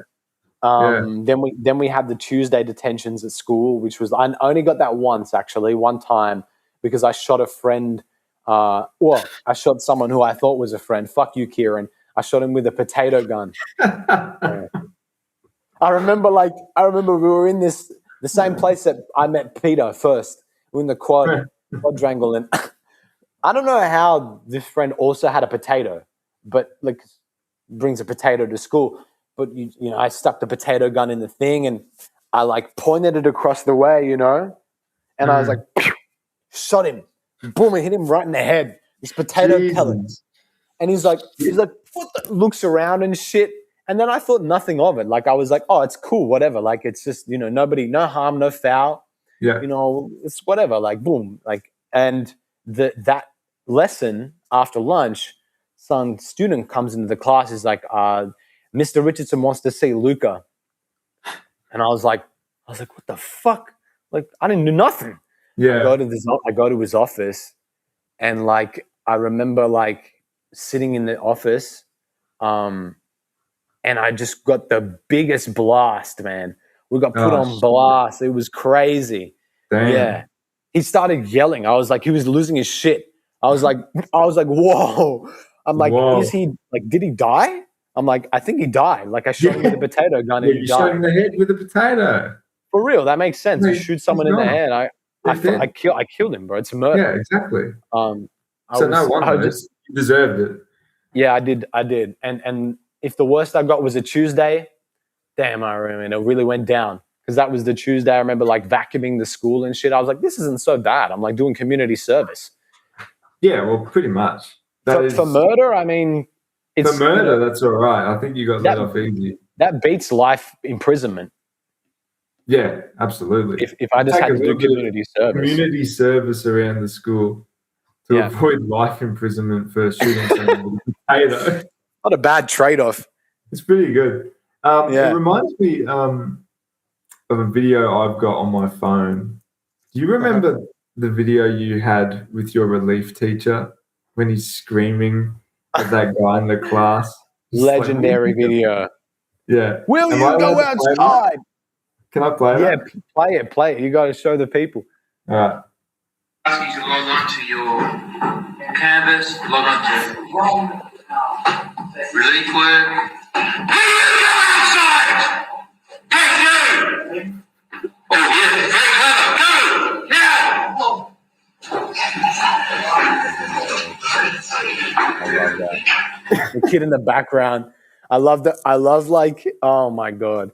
That meme actually, that transcended meme culture in our school to the point where people in your school knew about it. Yeah. It went everywhere. Yeah. Everyone knew about that video. Oh my God. So good. So good. There's nothing more incriminating as an adult than like being made fun of by kids and then losing your composure.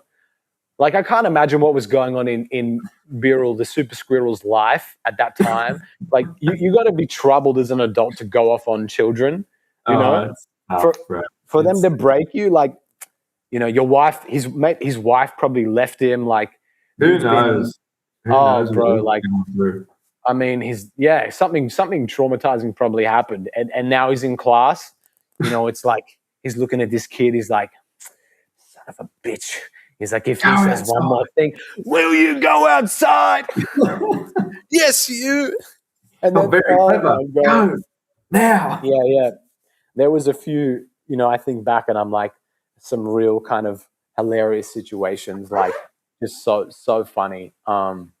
Like a lot of, I remember once like a teacher just started crying in the lesson, like, because like there was some of the bullies in the class, like they were kind of like picking on her. They weren't like, she was telling them to do something and they didn't want to do it. They were like, nah, nah, nah, nah, nah, nah.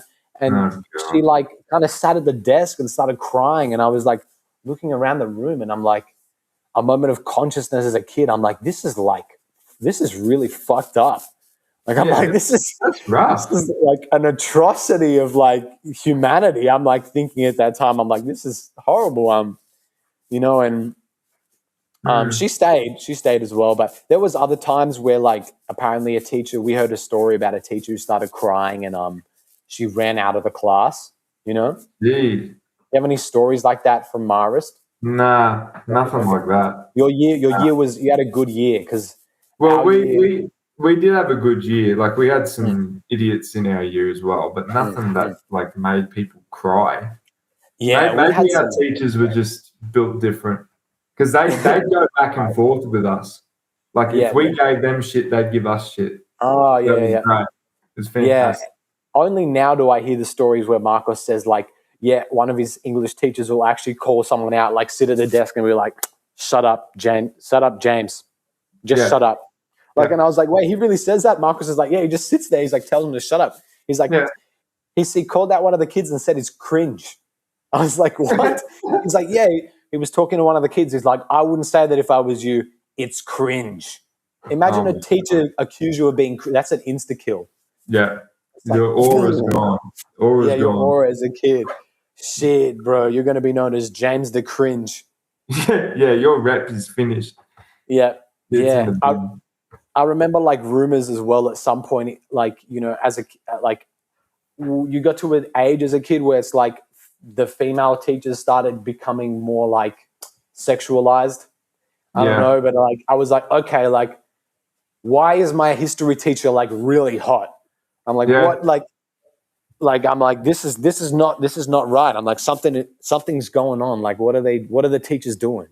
And you don't realize that it's you. You just like obviously all of a sudden you're like everything becomes sexual. Tom in English class is like looking at the teacher different. You're like I was looking at Tom and I'm like, something ain't right. The teacher's like, Tom, you want to come give your oral speech now? And he's like sitting there, he's like real nervous. I'm like, why doesn't Tom want to get up? I'm like, because that boy is like fully erect.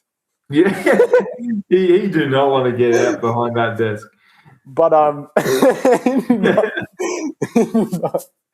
but yeah, then the rumor would happen. Like I remember hearing this story about a guy in the next couple of years like slept with a teacher.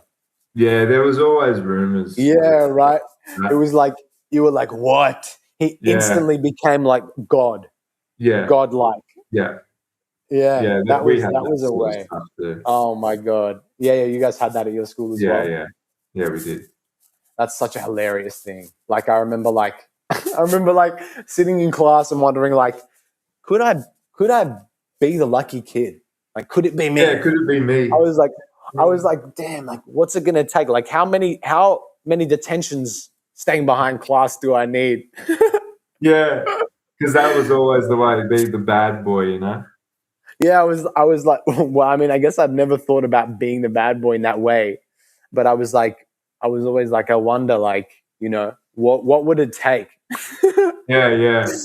Oh my God. How can I push it? Yeah, the only time that I ever thought I got closest was this one time in PE class where I was picking the grass. Oh my God. This whole PE thing was hilarious. I feel like people will fucking tell stories about me. Like, so our PE teacher used to count down from 10 when he wanted the class to come in, but he wouldn't say anything. He wouldn't say like, all right, everyone in, 10. He'd just start, you'd just hear it. You'd be running, whatever, doing your thing. And he'd be like 5, 4, and everybody'd be like, shit. Like, You'd run back to him. And basically the thing was, if he got to 0, he'd start counting up. You know, he'd count faster though.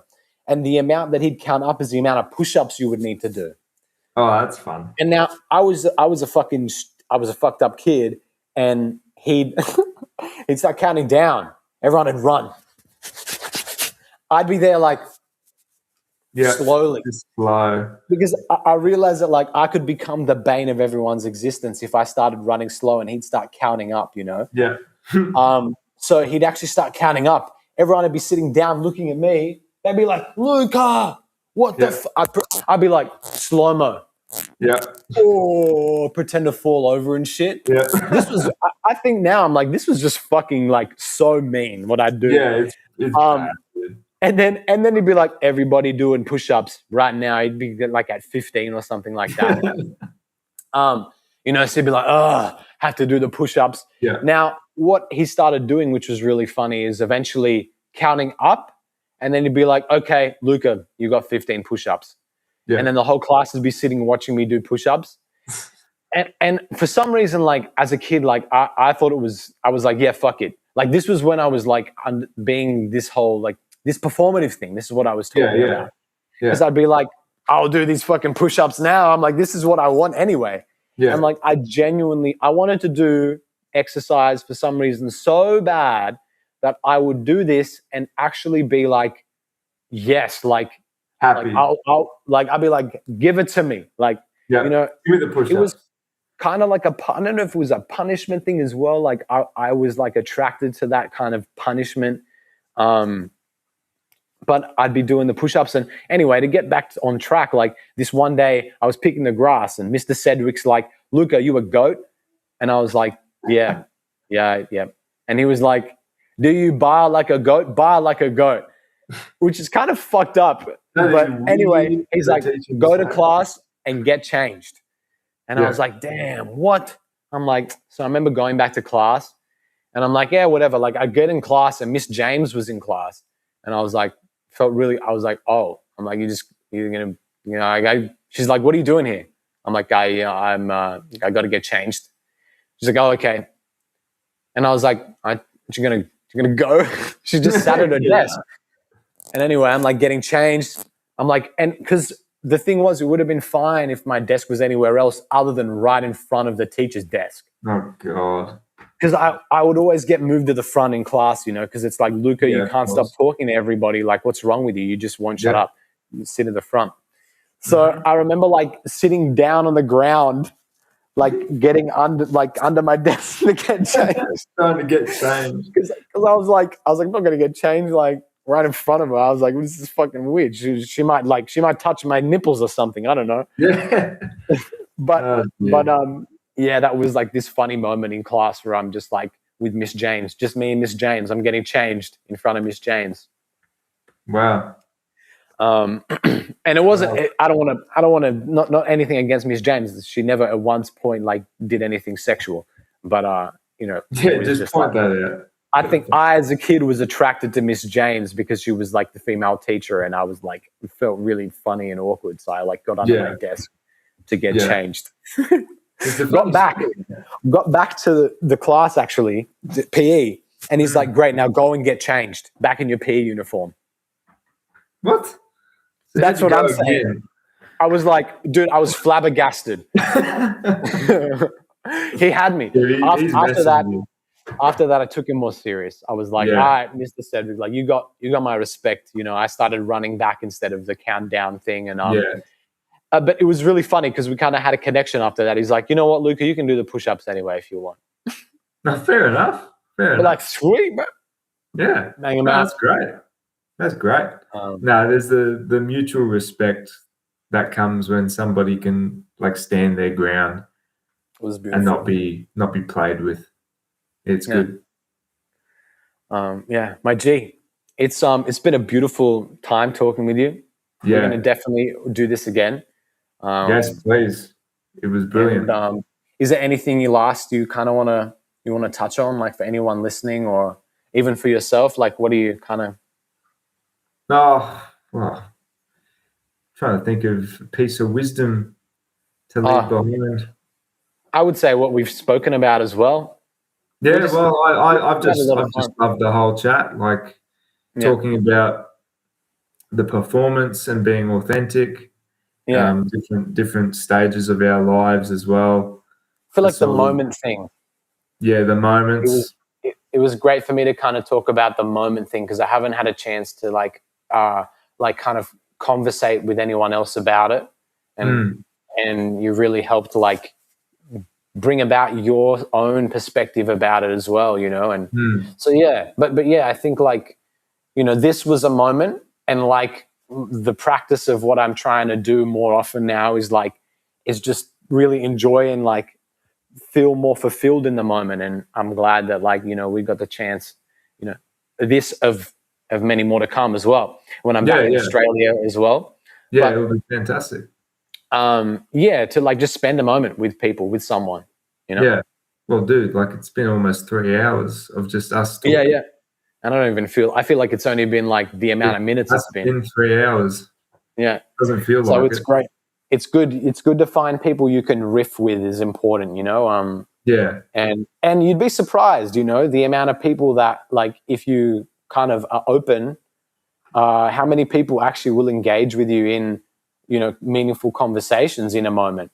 You know, it's something that I've like really been inspired by is just like when I'm sitting with someone who I don't really know and I kind of feel uncomfortable about, and then trying to find something vulnerable to open out about. you know? Yeah. It's so funny to then feel like, oh, wow, like we just really kind of connected. And I think it's really enjoyable. It's really cool to find that moment with people. Yeah, it's brilliant. It's like that connection that we talk about. There's so many people in the world. You never know. You find somebody you can connect with. Yeah. And they might give you a perspective you've never thought about. Yeah. On something that you talk about, you grow. It's great. It's great to feel that, because then you understand like the true merit of humanity. And it's that, you know, even from a commodity, you pay someone, for example, but what you're paying for is a perspective.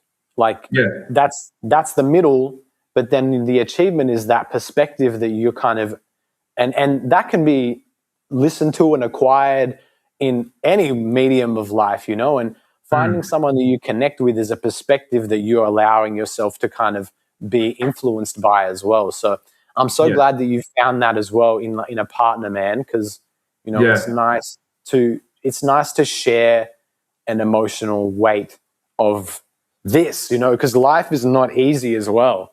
Like, no, it's not. Life is so intense. So like to feel that like you have someone that's more than just family that you can connect with is really powerful, dude. So it is very powerful. Yeah, I'm very grateful. I'm glad that we can connect in that way as well. Yeah. Well, I always know with you, you're always down to chat. I'm always down to chat. We just talk about everything. Yeah, 100%. It's jazz, baby. That's it.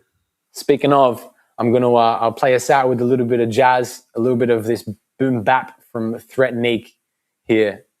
This has been Spookwave with me on episode 6 of Since We Last Spoke. I want to thank everybody for watching and speak to some of your friends today if you have been listening. So go about and enjoy your day as well. So thank you very much for having me on the show. I appreciate it. That's all right, bro. Always.